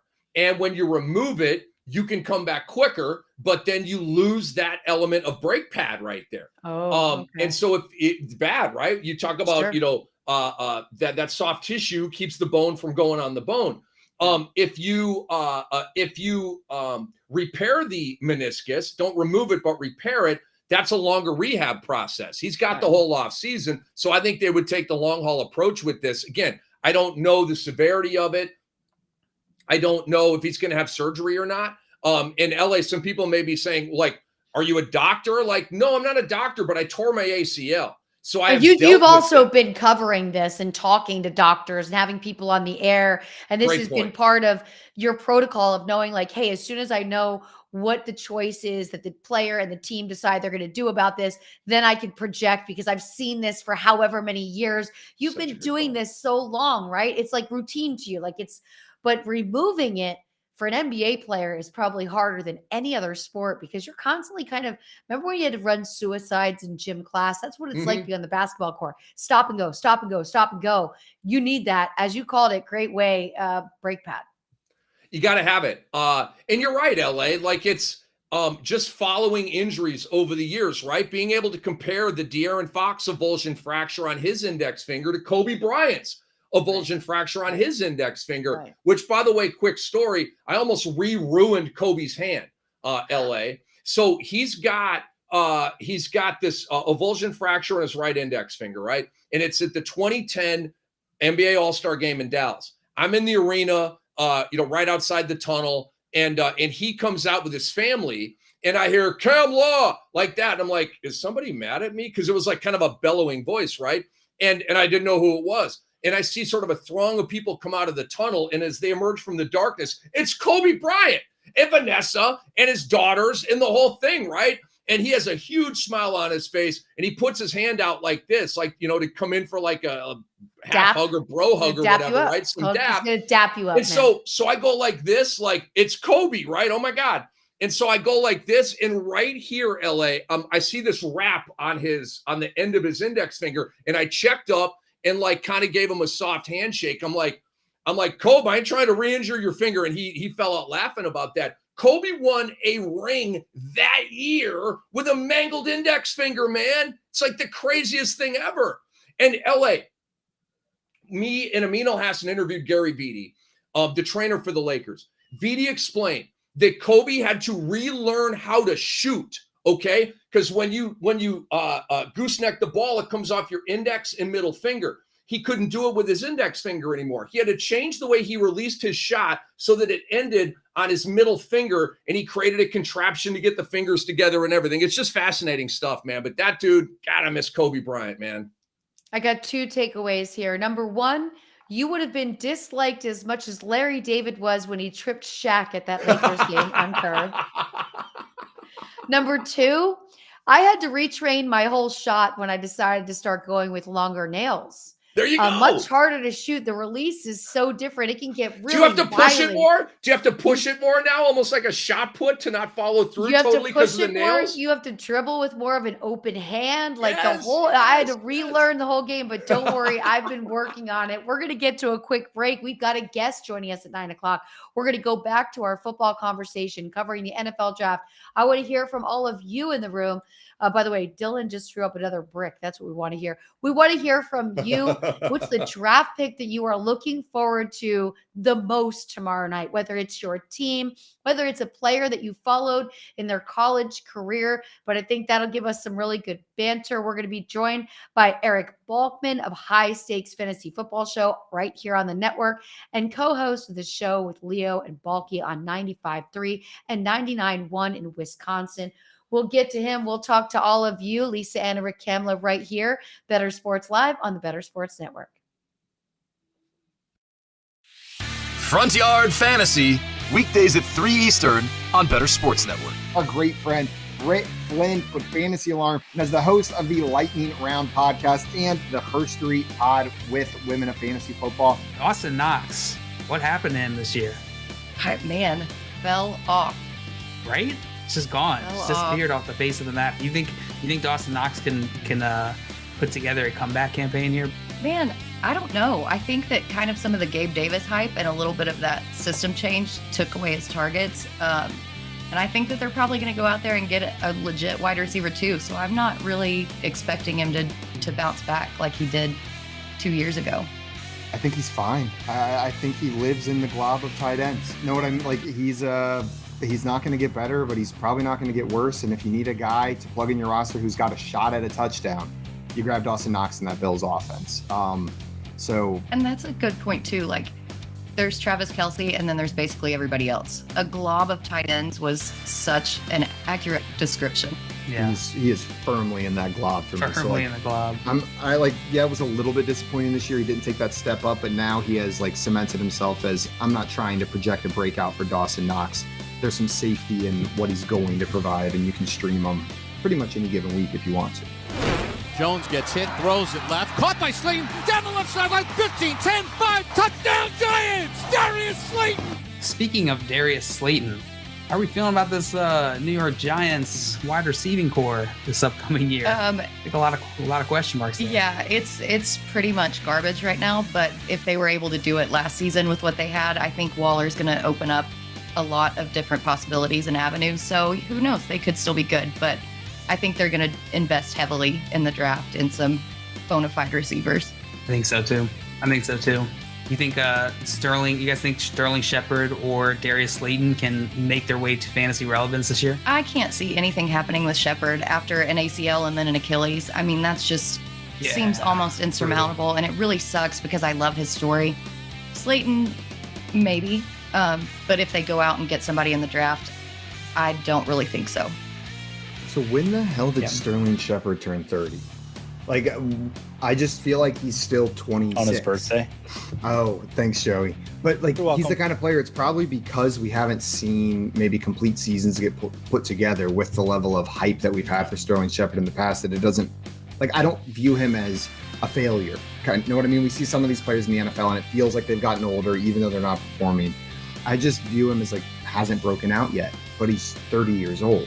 It's probably not happening. Make bets and follow your fantasy team while you buy, sell, and trade collectibles in real time. Only on Bettor Sports Network.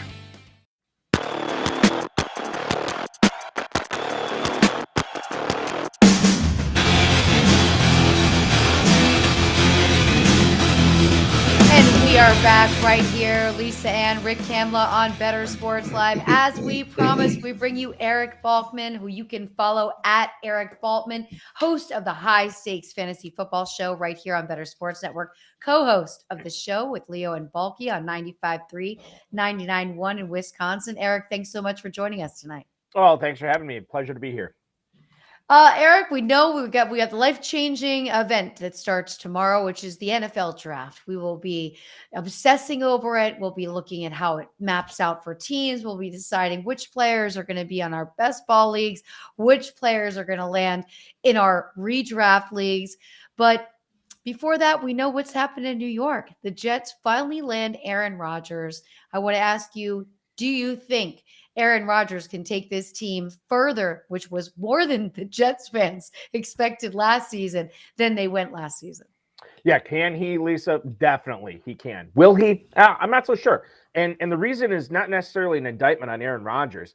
I think that thumb injury that he suffered against the Giants last year that he gutted through really took a lot away from what he could have been, what the Packers offense could have been last year. So I don't really, he was coming off a down year, but I think it's more due to injury than anything else. That thumb's healed now. The history of 40-year-old quarterbacks in the NFL is not great. You had Brett Favre, who had a couple of good years. Warren Moon actually had a really good year as well. Outside of that, if your name's not Tom Brady, you probably didn't play well in your 40s. Aaron Rodgers, I think, is going to have a good season with the Jets this year. I think he's got a really good team around him, not to mention the defense on the other side of the football. What I question with Rodgers is the division and the conference that he moves to now. You have the Philadelphia Eagles in the NFC that look like the class of the conference. And the Niners always seem to figure a way to do some damage in the playoffs. Outside of that, Cowboys, Giants, Vikings. I mean, to me, you got a lot of, I don't want to call them fake teams, but maybe fake Super Bowl contenders in the NFC. Over in the AFC, I mean, my God, you got to deal with Patrick Mahomes. The Chargers, obviously, on the come up right now, too, with Kellen Moore running that offense. You have Joe Burrow and the Bengals. I would think Lamar Jackson and the Ravens are going to figure it out, so he'll be there as well. I like the Sean Payton add to Denver. I think he helps Russell Wilson bounce back this year. That's all outside his division. In his own division, he's got to deal with Josh Allen and the Buffalo Bills. I really like what Mike McDaniel's doing in Miami, obviously, and if Tua Tagovailoa stays healthy there, the Dolphins are going to be a tough team this year. So I think while he probably is with a better team in New York, and I think they do much better this year with Rodgers at quarterback than they had with Zach Wilson, I just don't know how far the team and how deep they can get to the Super Bowl. Now, it just matters, just get to the playoffs and anything can happen. But my goodness, the gauntlet for the Jets to make it to the Super Bowl this coming year with all those other great AFC teams, I don't know if it's going to happen. Eric, who emerges as the number one wide receiver for the Green Bay Packers? Will it be Aaron Rodgers' guy, Allen Lazard, in what seemingly is a package deal? Will it be Garrett Wilson, who is the more talented and more highly drafted wide receiver? They have Mecole Hardman as well. They may take somebody in the draft here. So who do you is it Garrett Wilson, do you, or are you looking at Lazard? I think it's Wilson. And I think if you look at how FFPC drafters have been handling this Jets situation, to me, Rick, they've already been like the whole offseason. Like the FFPC, we've had drafts going on since January. And really ever since then, these high stakes drafters have been selecting Garrett Wilson as if Aaron Rodgers was already going to be there. At least the quarterback play would be much more improved than what it was last year with Zach Wilson. I think Garrett Wilson is going to have a fantastic season with Aaron Rodgers. I do think Allen Lazard is a little bit underrated, much in the same way he was underrated in Green Bay. That guy is, to me, clearly, inarguably a top 5 blocking wide receiver in the NFL. He does that so well. And what happens, we don't get points for that, but what happens, he's out on the field a ton. And you don't know if Allen Lazard is out there. You don't necessarily know if that's a giveaway, if it's going to be a running play or a passing play that you would get with Mecole Hardman's out there. You pretty much know, and he's running a 9 route, right? And it's going to be a passing play. So I think Allen Lazard is sneaky. You could definitely get him in the mid rounds right now. I don't necessarily know if I would count on him in a best ball league because I don't know how many spike weeks he's going to give you. But Garrett Wilson's going to be an absolute beast this year. I think Lazard is a little bit underrated as far as depth goes. Sure, pick him up because I think he's going to have a solid season. But man, Garrett Wilson is if it's possible, Rick, he's even going to go higher in FFPC high stakes drafts now. Wow. Oh, we're joined by Britt Flinn, who feels that he could go as top 5 wide receiver. So that's some money in the bank right there. You mentioned Miami. We're talking to Eric Balkman. Follow at Eric Balkman. You mentioned Miami. Miami already shored up their backup with Mike White, just preventative for Tua. We saw Tua come on. When he's healthy, he's great. Miami doesn't get a pick in the first round of this draft. Does that have any impact, or do you think that Miami's sitting pretty? Tyreek fit in really well there last year. Again, Tua had big games. Mike White's a great backup. What's your outcome for Miami, who's going to be the first team missing out on a pick in a first round over a situation? It's interesting because I think they're still trying to do something on offense, and that something might be a trade involving Dalvin Cook to come to from the Vikings to come to the Dolphins. I think there's a non-zero chance of that happening, which would really give Jalen Waddle and Tyreek Hill a lot of free reign to run wild in those secondaries. Mike Gesicki moved on to New England. I think his absence and his departure is a little bit overrated because, you got to be able to block in Mike McDaniel's offense, and Mike Gesicki is just not a blocker. So he moves on. I don't know how many more targets that frees up with Waddle and Hill, but they're going to be beasts again this coming year. You add, even if you don't get Cook, I like Mostert and I like Wilson there. I think that they can do enough to get the job done. Probably need to improve the offensive line a little bit. They're chasing Buffalo right now. I think Bradley Chubb, when he came over from Denver last season, didn't really live up to expectations, or at least my expectations of what I thought he was going to be on that defense. I think he bounces back this year. I think he has a really solid season, full year with Miami now, and full offseason with them. So I like the Dolphins. I think that they are a fringe playoff team.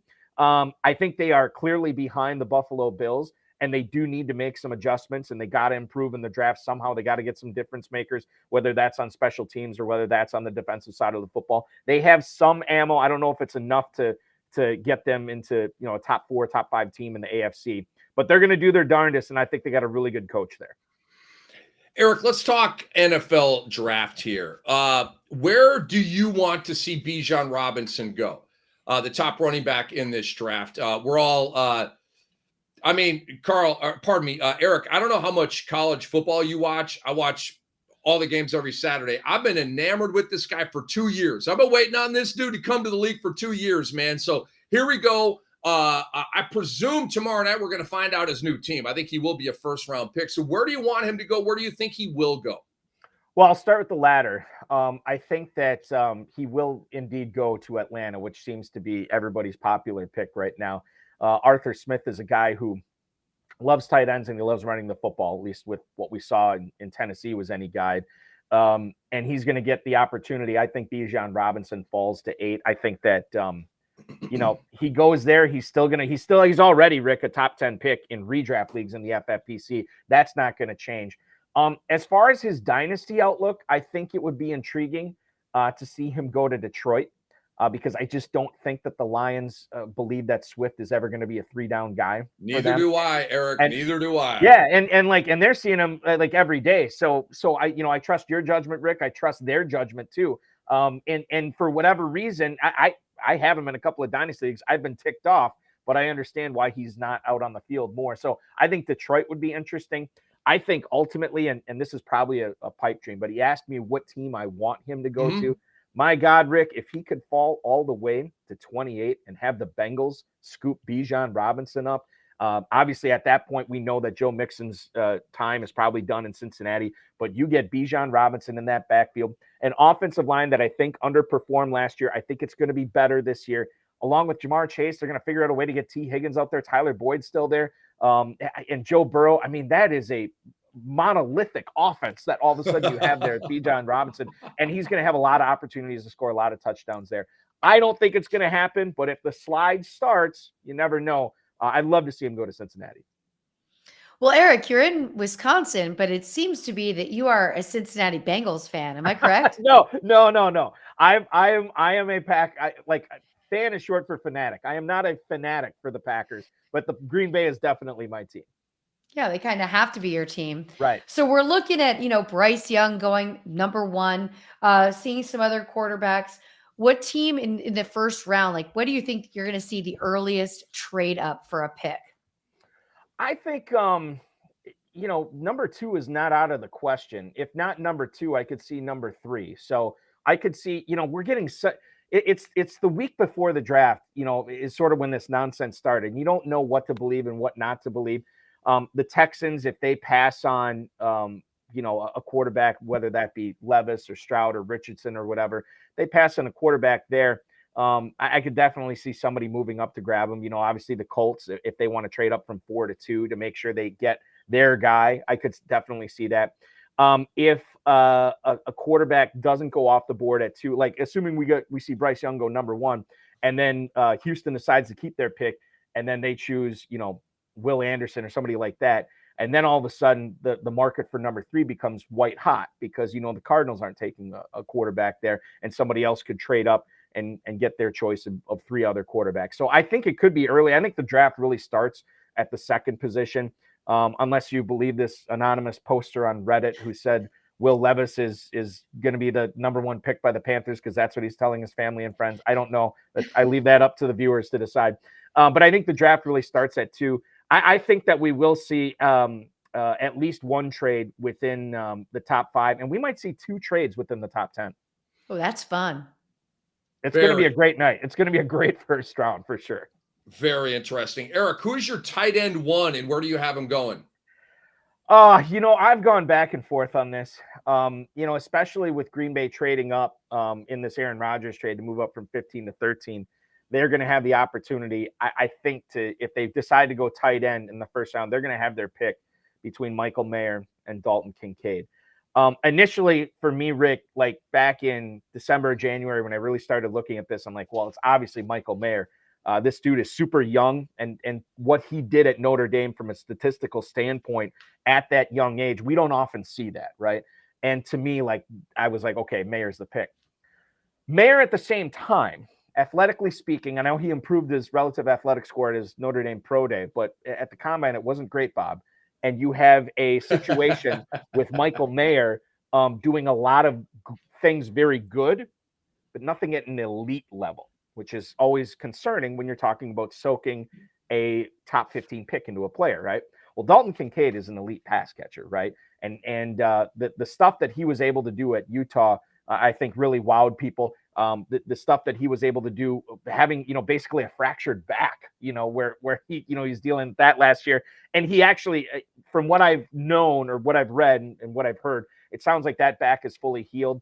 I do think it's kind of weird that he had some surgeon or doctor send a memo out to all 32 teams saying, hey, this guy's back is good. He has no, restrictions on this at all. That's like a methinks thou doth protest too much. Like if you're sending that out, like, okay, just let the teams figure out if they evaluate. Think right. They've done this. They've done this before. You know what I mean? Exactly. Yeah. So I kind of gone back and forth. I think because of the age, I think Kincaid's almost 2 full years older than Michael Mayer. I think, guys, if I'm going to if I'm the GM of a team, I think I like Michael Mayer better. However, if I'm the GM of a dynasty fantasy football team, I like the upside more with Dalton Kincaid. I think his ceiling is higher. Even though he is older, I would probably draft Kincaid in a fantasy league. But, man, if I'm the GM of the team, I think Michael Mayer is going to be a really good pick. Eric, we know the Philadelphia Eagles made it all the way to the Super Bowl. I still blame a lot of this on the sod father. I'm still bitter. I know a lot of people who agree with you, Lisa. I'm still on this heat. I've followed every single story. It was the field was trash, and Arizona has a great field. No players have ever complained about it before. But beside that, the Eagles made it this far. I thought Bijan would be the perfect pick for Philadelphia, but it doesn't seem like Bijan's still going to be there. What move do you think Philadelphia should make to shore up getting back to the Super Bowl again this year? I'm a Cowboys fan. Doesn't feel good to have this kind of honest conversation, but they have a much greater chance than my Dallas Cowboys do. Because you called my Cowboys, I think, like they're a fake team. Yeah. I mean, the thing is, like, obviously, Green Bay Packer fan. Mike McCarthy is coaching the team right there, so there is some connection to it. I think Dallas has, probably their best defense they've had in quite a while. I'm not really sure what happened on offense last year. I'm a little bit nervous about if they're putting too much stock into Tony Pollard. I would expect them, the Cowboys, to go after a running back in this draft to help supplement that. And maybe Ezekiel Elliott comes back. I don't know what's going to happen there. You asked about the Eagles. I'll tell you this. Never underestimate Howie Roseman in this draft. That dude wheels and deals all over the place. I could see them trading up to grab a player that they really want. I think the Bijan Robinson thing, if he was able to go to Philly, man, I'd love that too. The issue with that is the Eagles historically like to use a running back by committee. So that kind of neuters Bijan Robinson's value a little bit. And then the other thing too is, how many starters did they lose on defense to free agency? I mean, they got to really replenish what they have on defense. So I could see them, getting a pass rusher, getting a defensive lineman. Certainly, I think you could look at potentially a corner there as well. I don't know. I don't think Devon Witherspoon will still be there, but Christian Gonzalez might. So I could see that. The other guy I think that would be kind of interesting there is Nolan Smith, a guy who A lot of people said before the 2022 NFL draft that Nolan Smith would have been a top 5 pick. He wasn't eligible to come out, so he had to stay in Georgia another year. And what happens, stays at Georgia, wins a national championship, but he tears his pec halfway through the season. He's recovering from that right now. Nolan Smith is an interesting guy in the fact that I think he's kind of a hybrid player. I don't think you can just count on this guy as an edge rusher every play. I don't know how good he is in coverage. But I think he is fungible enough, especially with how that Eagles defense works. I think he'd be an interesting guy for Philly to take and just kind of like move him all over, sort of like Hassan Reddick a little bit, and just, weaponize this guy and, hide his weaknesses, accentuate his strengths, and he could be a real difference maker on the Philadelphia defense. I think Eagles fans would be pretty happy with Nolan Smith. That's who, Eric, I am mocking to the Eagles at number 10. I've got Nolan Smith going to them. I've got Brian Branch, the safety out of Alabama, going to they need a safety in this first round. That is one need that Philadelphia actually has. Their roster is pretty much bad to the bone and airtight with that exception. Is Jackson Smith-Njigba, Eric, your number 1 wide receiver in this draft? And if not, who is? And where do you have JSN going in this draft? Yeah, he is for sure. I always go back to this, that this guy was breaking Ohio State receiving records and Big Ten receiving records, not this past year, but 2 years ago, which is more impressive because he had 2 first-rounders on that same team in the wide receiver room. Garrett Wilson and Chris Olave, and this guy was the best of the bunch. Now, I've heard the narrative about this guy's just a slot guy. That's all he's going to be in the NFL. Well, that's what a lot of people said about Justin Jefferson. It's so wrong. Yeah, tell him it's so wrong. They didn't even watch him play. He's not just a slot guy. Golly. Right. And I'm totally with you on this. I think he is going to be a stud. Now, I think if he slips to Green Bay at 13, there is a chance. And I've read some reports that part of the reason that Green Bay wanted to move up from 15 to 13, I don't know how true these are, was because they wanted a better shot at JSN. I don't think he gets to 13. I think that if he's there at 12, man, you got Nico Collins and John Mechie and then a whole lot of nothing in that Houston wide receiver core after Brandon Cooks moves on to Lisa's Cowboys.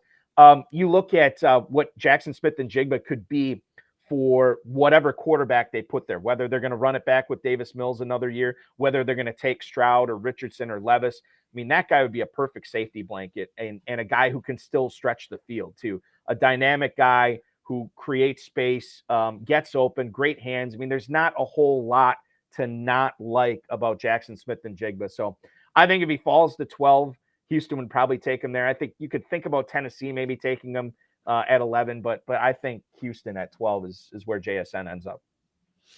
All right, Eric Balkman, I got a great one for you here. Okay.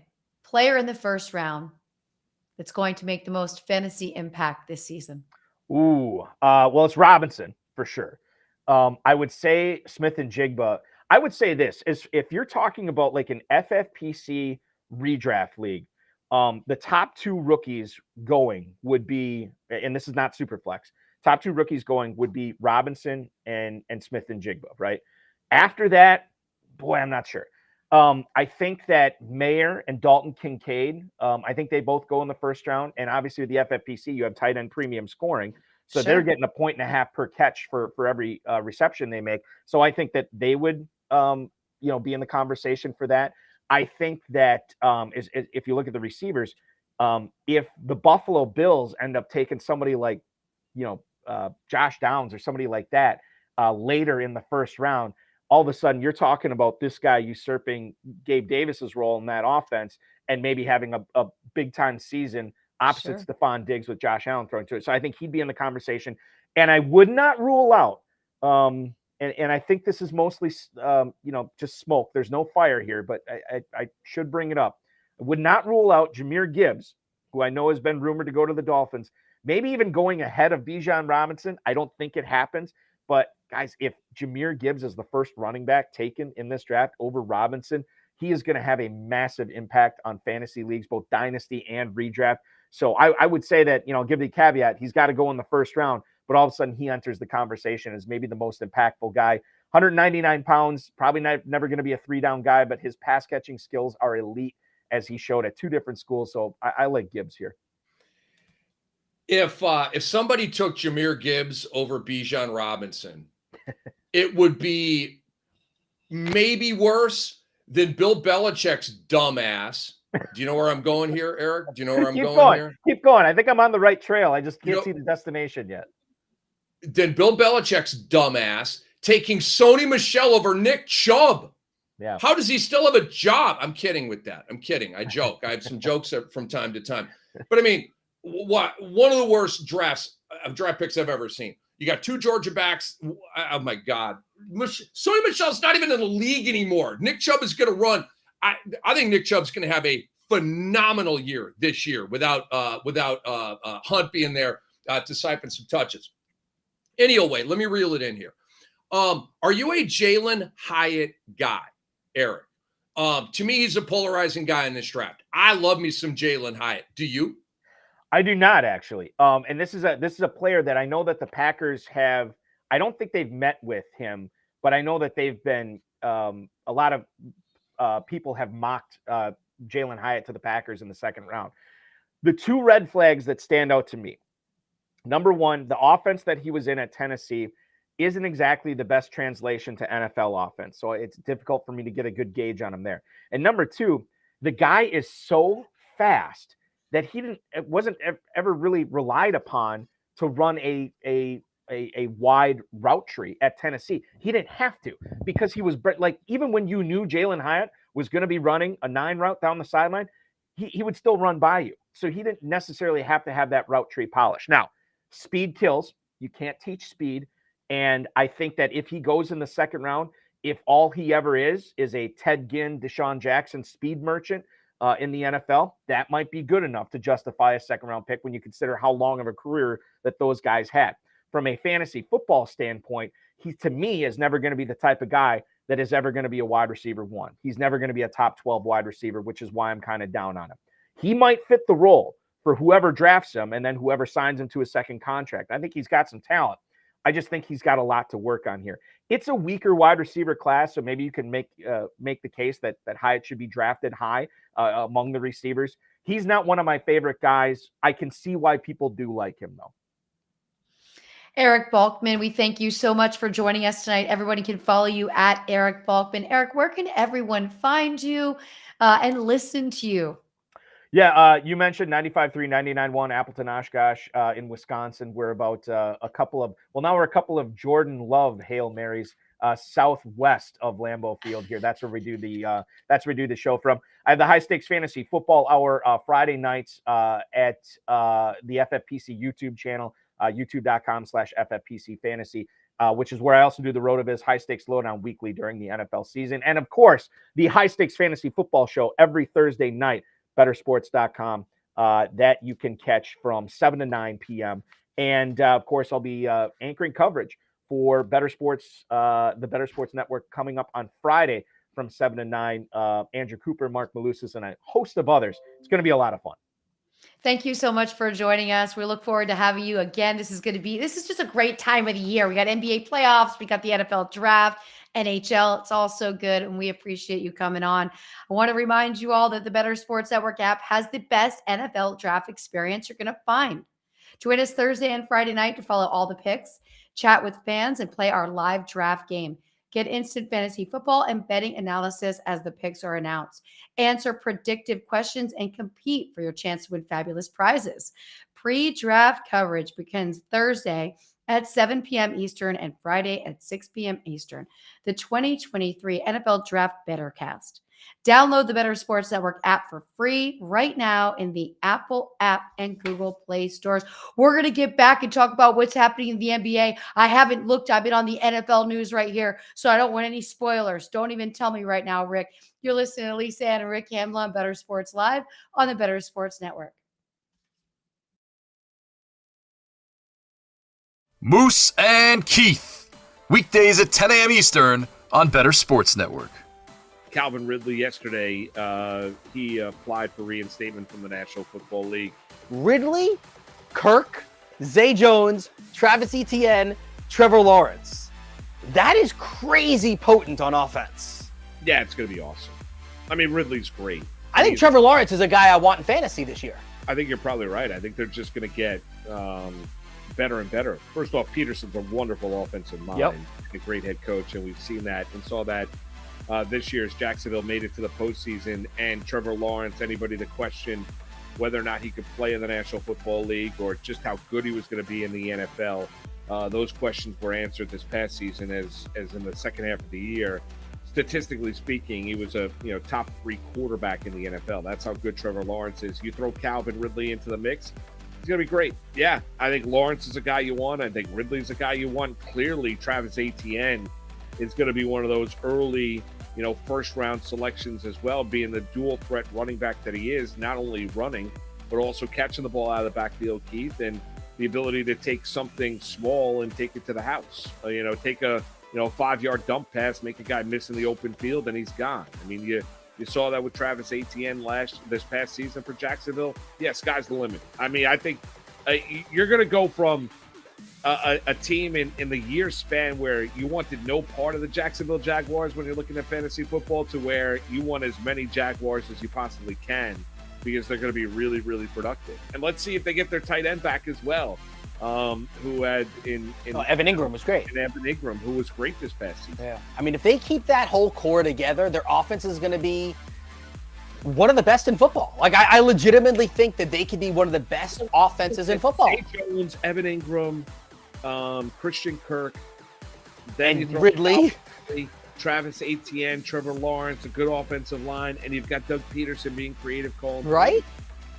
And you look at that division. The Colts are a mess. Yep. Titans look like they're on the downslide. Titans are on the downslide, right? That window is clearly closed. And then you got the Houston Texans. Years away from relevancy. Yeah. I mean, Jacksonville could win 11 games next year. Moose and Keith.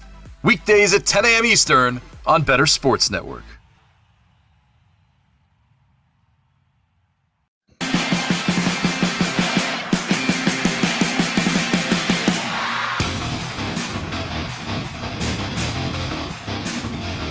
And we are back. Lisa Ann and Rick Kamla right here on Bettor Sports Live on the Bettor Sports Network. And the roar of the city must be real out there. The Knicks advance for the first time since 2013. The score, 106-95. No regret now about Donovan Mitchell. Let's go, New York Knicks. Wow. This one's a tough one, LA. This one's a tough one. What's tough about it? You didn't see it coming? You thought the Cavs were going to win this series, didn't you? It throws your whole thing off. It throws my whole thing off. It does. It's like doing a bracket. You're like, this isn't really that I care as much as it throws my whole thing off. I had a concept here. You could end up with the same 2 teams that you predicted at the end of the day. But it's so real, funny. Right? It threw your thing off. It threw a wrench in my whole thing over here. Yeah, I had the Cavs in 7. How'd that work out? I'm shocked. I really am. Okay, the Knicks did what I thought the Knicks would do. Play with grit, blue collar team and get multiple, contributions from a variety of places and Brunson clutch. Cleveland crapped the bed in this series. Evan Mobley and Jared Allen. And look, Mitchell Robinson and Isaiah Hartenstein don't grab any headlines at all. They are a phenomenal defensive tandem at the center position. They completely neutered Jared Allen and Evan Mobley, both of them. These guys, Allen and Mobley, combined for 10 points tonight, LA. 10. Yeah. Mobley, 39 minutes. Allen, 36 minutes. I mean, this is crazy. Not – you can play like this in one of your 40 games of the season. You can't play like this in the playoffs. You can't. So you got to give credit to New York and the defense that they play on big men. But you also have to look at Allen and Mobley and be like, what the hell? You also have to look at Donovan Mitchell and Darius Garland. Because big men don't handle the ball. They need the smalls to pass the ball to them. And that didn't happen in this series, LA. So it's not all their fault, but I mean, it doesn't matter. Like, go get offensive rebounds. Do something. 10 damn points from 2 guys in a combined 75 minutes for Mobley and Allen. And they had 10 points. And you also got to work in any place. You got to give the Knicks credit in the sense that Randall only got to put in 16 minutes before the ankle injury. You got players putting in 47, 42, and 36 minutes and just staying out there consistently get it done. Barrett looked great tonight with 21 points. I mean, 12 rebounds for Hart. 12 rebounds. You're getting it done. There's no double-digit rebounds, assists, steals, or anything for the Cavs. This is a bummer for Cavs fans losing at home. I'm sure they're going to, burn things outside of the arena. Be careful with that. When you play with fire, you get burned. It's disrespectful to these players. This is a bad look for Donovan Mitchell, LA. It is. Okay. Let's talk narratives for a minute here. This is a bad look. All right. You could never get over the hump with Utah. And now you are unable to get over the hump with Cleveland, even though you had a better record than New York. Even though all the expectations were on your side, you were the favorite, and once again, you lost. Okay. I'm still a Donovan Mitchell fan, and he's still a young guy with a chance to change all of this. But right now, the playoff chapter of the Donovan Mitchell book is not a good read right now, LA. It's not. You lost to the Clippers without Kawhi that year, and he had a wrenched ankle himself. But Paul George beat you that year. And that year, they led the NBA in wins. They had the #1 record. And now you're with the Cavs, a hotshot team all year. You win 51 games, I think it was. Yes, 51 games. And you get smoked in 5 games by the Knicks. What the hell is that? You lose 2 home games in this series? They had an unbelievable home record, LA. Arguably the best home court advantage in the East. The Knicks played them really well at home that first game they played in Cleveland. The Knicks played really well. They brought it. And the energy in MSG is unbelievable to watch during these series. You see it on TV, you can feel it. But the way they played on the road was incredible. Obviously, the Lakers want to win this next game at home because there's absolutely no excuse for 106-84 with 8 minutes and 15 seconds left in the fourth quarter. There's no excuse. You've got LeBron James, you got D'Lo, you got Anthony Davis. There's no excuse for this spread. There's not. The end of the third quarter, LA, it was a massive eruption for Memphis. And I'm working with you, so I wasn't able to all right, it was a 17-1 run or something like that, but it felt like a 17-1 run. Bucket after bucket after bucket after bucket. So it was like a big spread. I don't know, 14 or 18 or something through 3 quarters, LA. I'm sorry that I'm wonky with the math here. But then you go to the fourth quarter, and they've continued to pile it on. Right now, they're in a 7:42 to go. It's a 22-point lead for Memphis, and I did not expect the Lakers to win this game. LA, I didn't. I thought it would be closer than this, but I'm really not all that surprised. We talked about this. This was a gravy game for the Lakers, or a greed game. You're up 3-1. You can lose this game, and you're still in great shape. Of course. But I'm disappointed about. Dylan Brooks, he's only got 8 points. So I feel like he can't be the villain tonight, even though he rightfully should. They're putting the smackdown down on LeBron, but he would have to outscore LeBron to be able to put that kind of smack talk out there. But he is making it exciting, and this is a deficit, but he can't take any credit for it. So what does Dylan Brooks do now? How about you address the media after the game, LA? How about that? The last 2 games, both Memphis losses, he has ducked the media after the game. He gets fined for that, right? I believe so, but I didn't hear. But I didn't see any reporting about that. Right. Maybe they do, maybe they don't. I think in theory they do. Do they actually follow through and fine them? Yeah, I don't know, but they should. Yeah.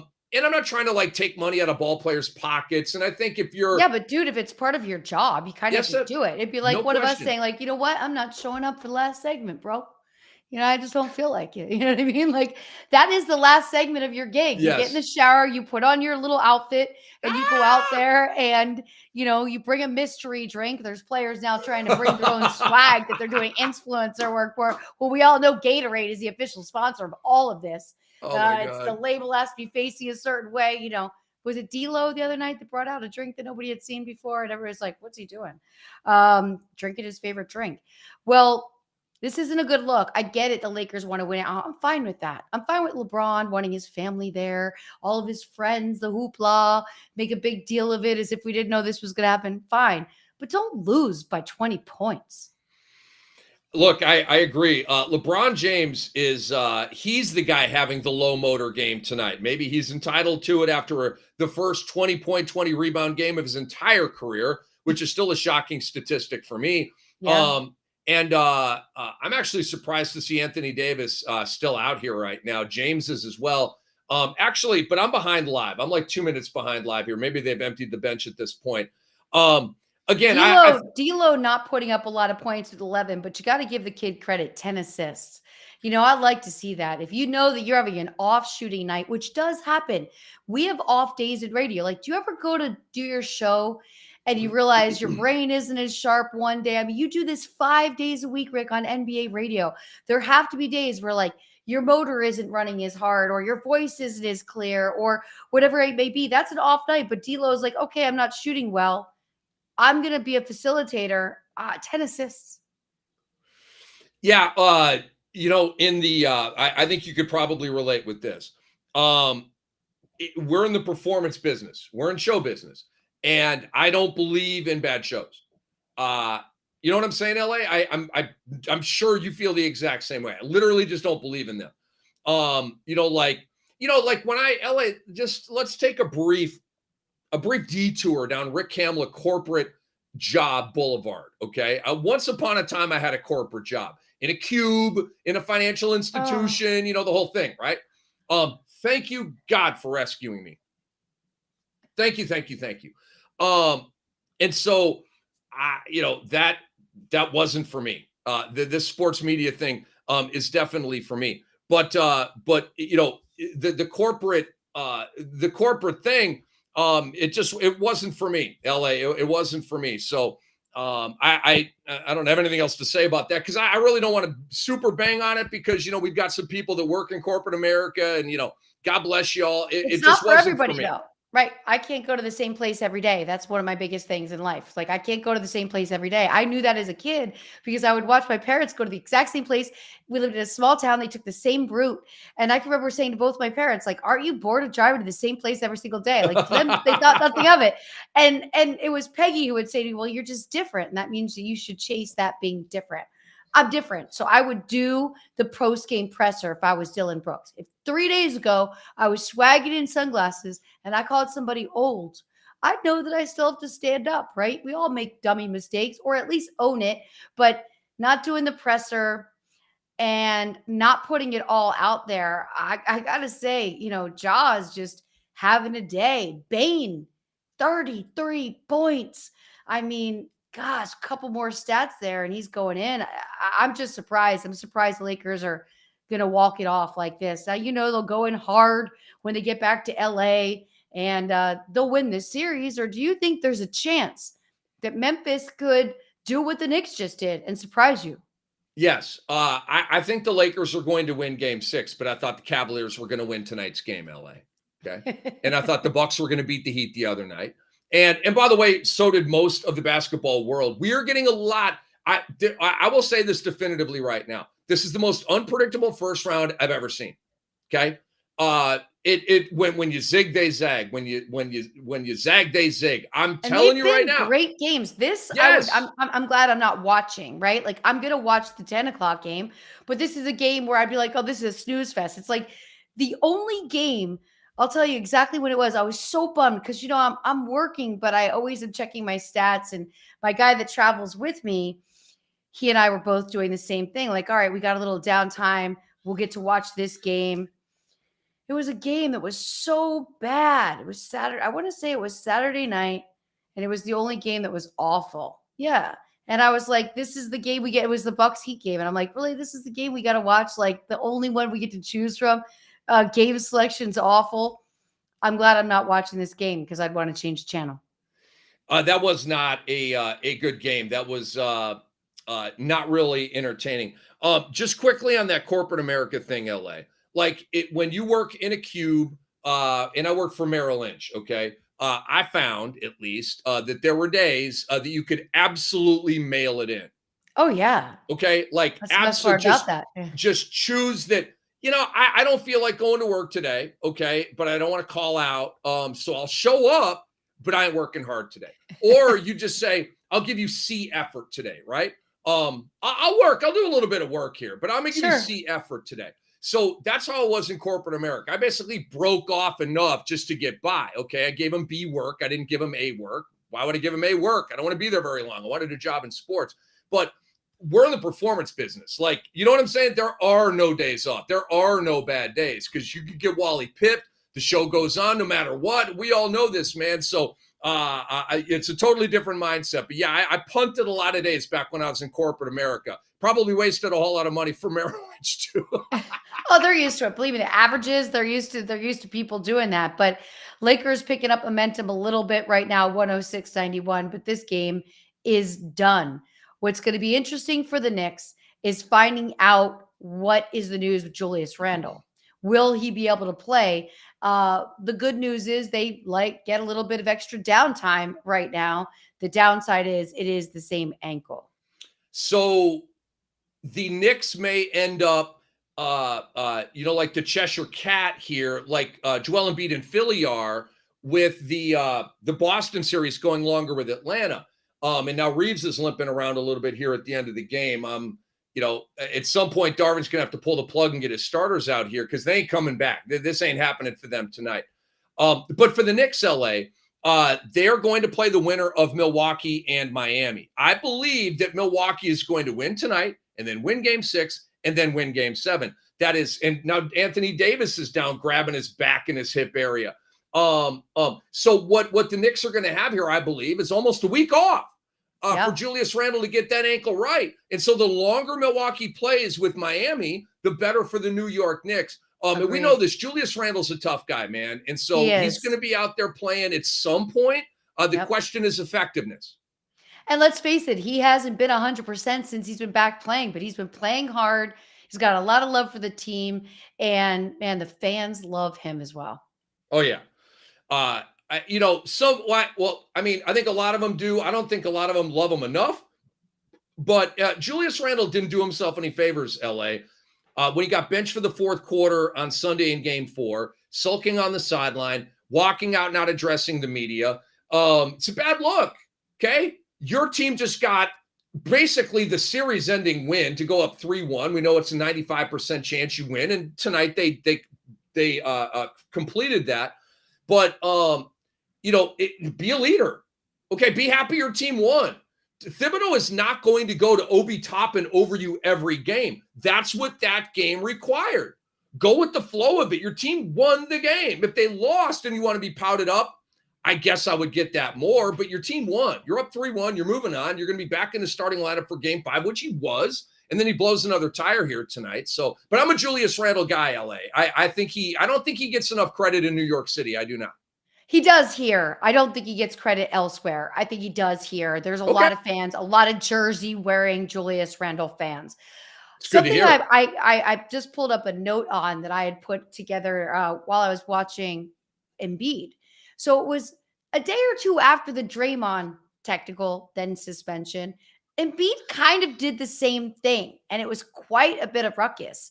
It is amazing how it seems like there's a magnifying, glass on players when these things happen. And Draymond always seems to get, no matter what, if Draymond's getting a technical, he's one step closer than missing a game. Did you notice that? Did you see that with Embiid? And what did you think of that play? No, you're talking about the kick to the junk of Nick Claxton, right? I am. So he should have been ejected from that game. And it's contextual, okay? Hear me out. I don't think that that's a flagrant foul too, what he did, okay? Claxton dunked on him, walked over him, and Embiid was like, hell nah, and went up through the gates right there. Made contact with the upper leg, and then it kind of slipped over to the groin area. It's not a flagrant foul 2. It's a flagrant foul 1. It's unnecessary, but it's not excessive, okay? But when you throw James Harden out of that same game later on for making, I would say, somewhat gentle contact with Royce O'Neal's groin area, okay? Come on. So Embiid intentionally kicks Nick Claxton in the groin, but James Harden accidentally knocks into Royce O'Neal's groin, and James Harden gets thrown out of the game? Are you kidding me? That one took me to the twilight zone. So I didn't think either of them were flagrant foul twos. I thought Embiid's was an FF1. I thought Harden was just a personal foul, not even a tech. Well, what was great was, even though that game wasn't a game that we thought was going to go anywhere, I don't really think the Nets were going any further. The chippiness in that game was awesome. It was fun. It was no fun. doubt about it. It was like, okay, must watch, cannot move from this television till commercial. We're going to get a standalone in this. I'm looking ahead at the schedule.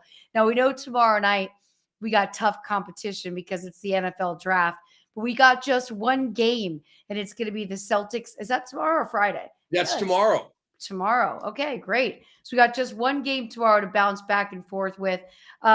What's your take on this game tomorrow night between the Celtics and the Hawks? Of course, the Hawks are back at home.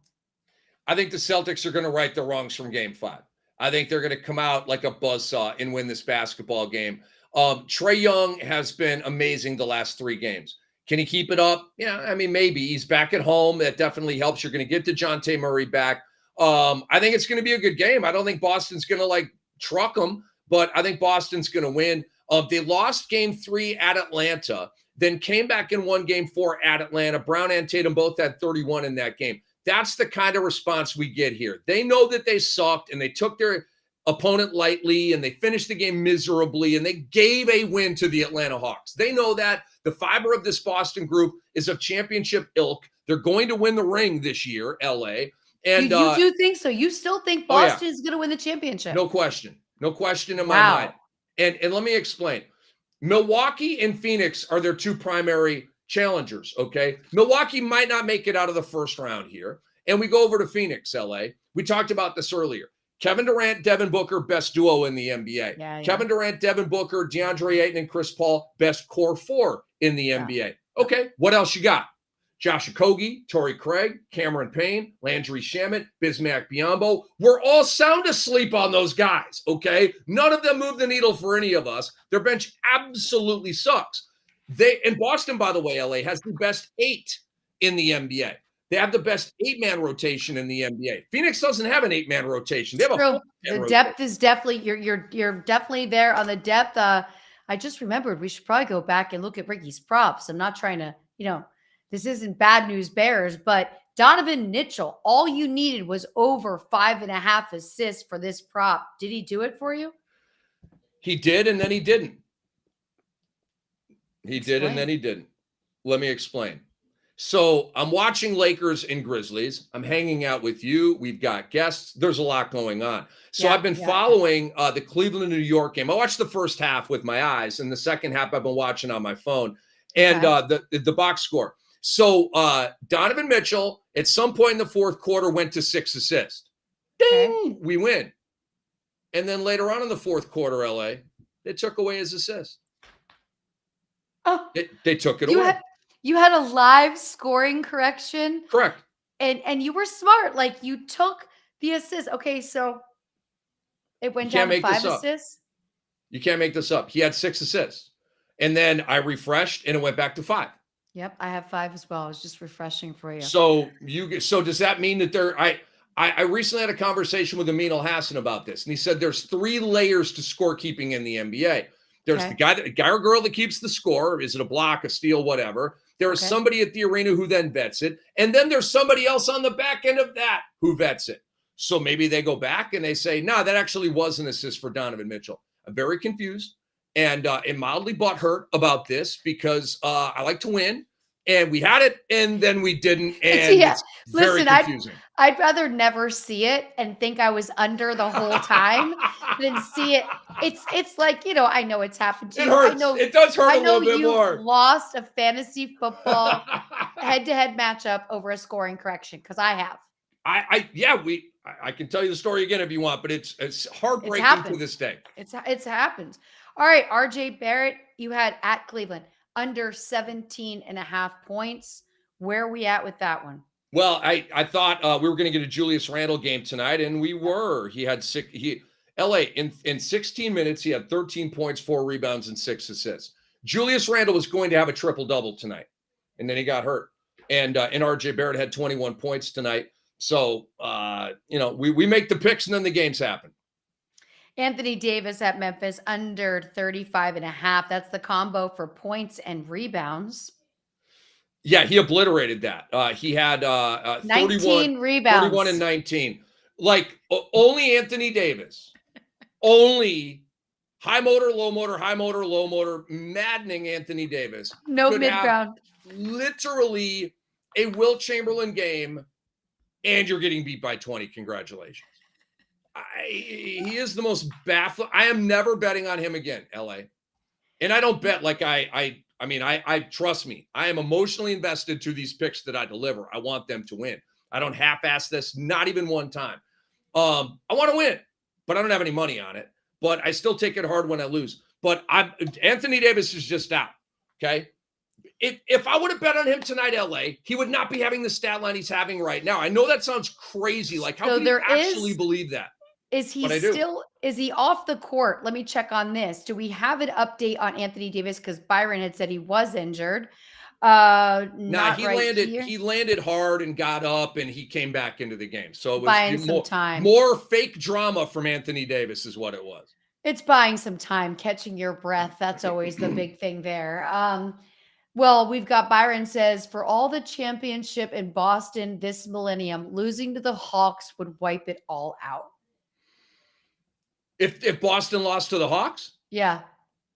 I literally might retire if that happens. Don't say that.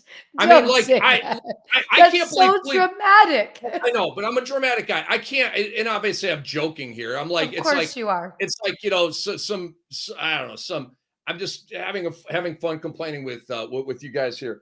But like I thought the Cavaliers were going to beat the Knicks and felt really, really confident about that. These playoffs, LA, it's like the NFL playoffs. The NFL playoffs is always throwing swervy curveballs and sliders at us, right? And that's what we're getting here in the NBA playoffs. Big time. I am going to get to go to Anthony Davis. The great news is the Knicks are still alive. There's another series, which is going to be twice as exciting, which means I am going to be going to a game. No doubt about it. The Heat are up on the Bucks early, 24-18. See what I mean? We got Who saw that happening? Who saw that happening? 2 more games to watch tonight. We've got draft coverage here on both nights, on tomorrow, Thursday, which I will be on. Friday, Eric Balkman, who joined us tonight, will be on. I want to thank Britt Flinn. Make sure you follow at Britt_FLINN. Britt's going to be in Kansas City. It's going to be fun to follow. Check out Britt's work with the Fantasy Alarm. Follow Eric Balkman as well at Eric Balkman. I cannot wait for the draft because then I start best ball, start mock drafting, start planning, all of the things that we look forward to the most when it comes to fantasy football season. And just today I was thinking about how busy I've been and how much I cannot wait for football Sundays because it's the one day that I'm still all day just in front of my TV, and I need some of those days in my life again. Thank you all. Yes, Wendy. Wendy and I met last Friday night, and I spotted Wendy just from social media. I was really busy, Rick, but I looked over and I go, Wendy, is that you? And Wendy's like, I'll get in line. No, I'll wait and talk to you. I'm like, oh my gosh, no, you won't get in line. I told everybody I played a fantasy football league with Wendy. We've never met before, and everybody thought it was so cool. Wendy and I had a special moment. I'm so thankful that you came and I got to see you in person, get a photo with you. It was amazing. Thank all of you in the chat. We appreciate you, and we want you to share this with your friends, whether it's the app, whether it's retweeting, whether it's reposting from YouTube. We appreciate you being in here with us, and we want the more, the merrier. Rick, Kamla, I know that we'll be tweeting and talking during the draft. You'll probably be checking in on us here, and you're going to have a great day tomorrow. Talk about the fact that the Knicks are going to the next round on your show on NBA Radio.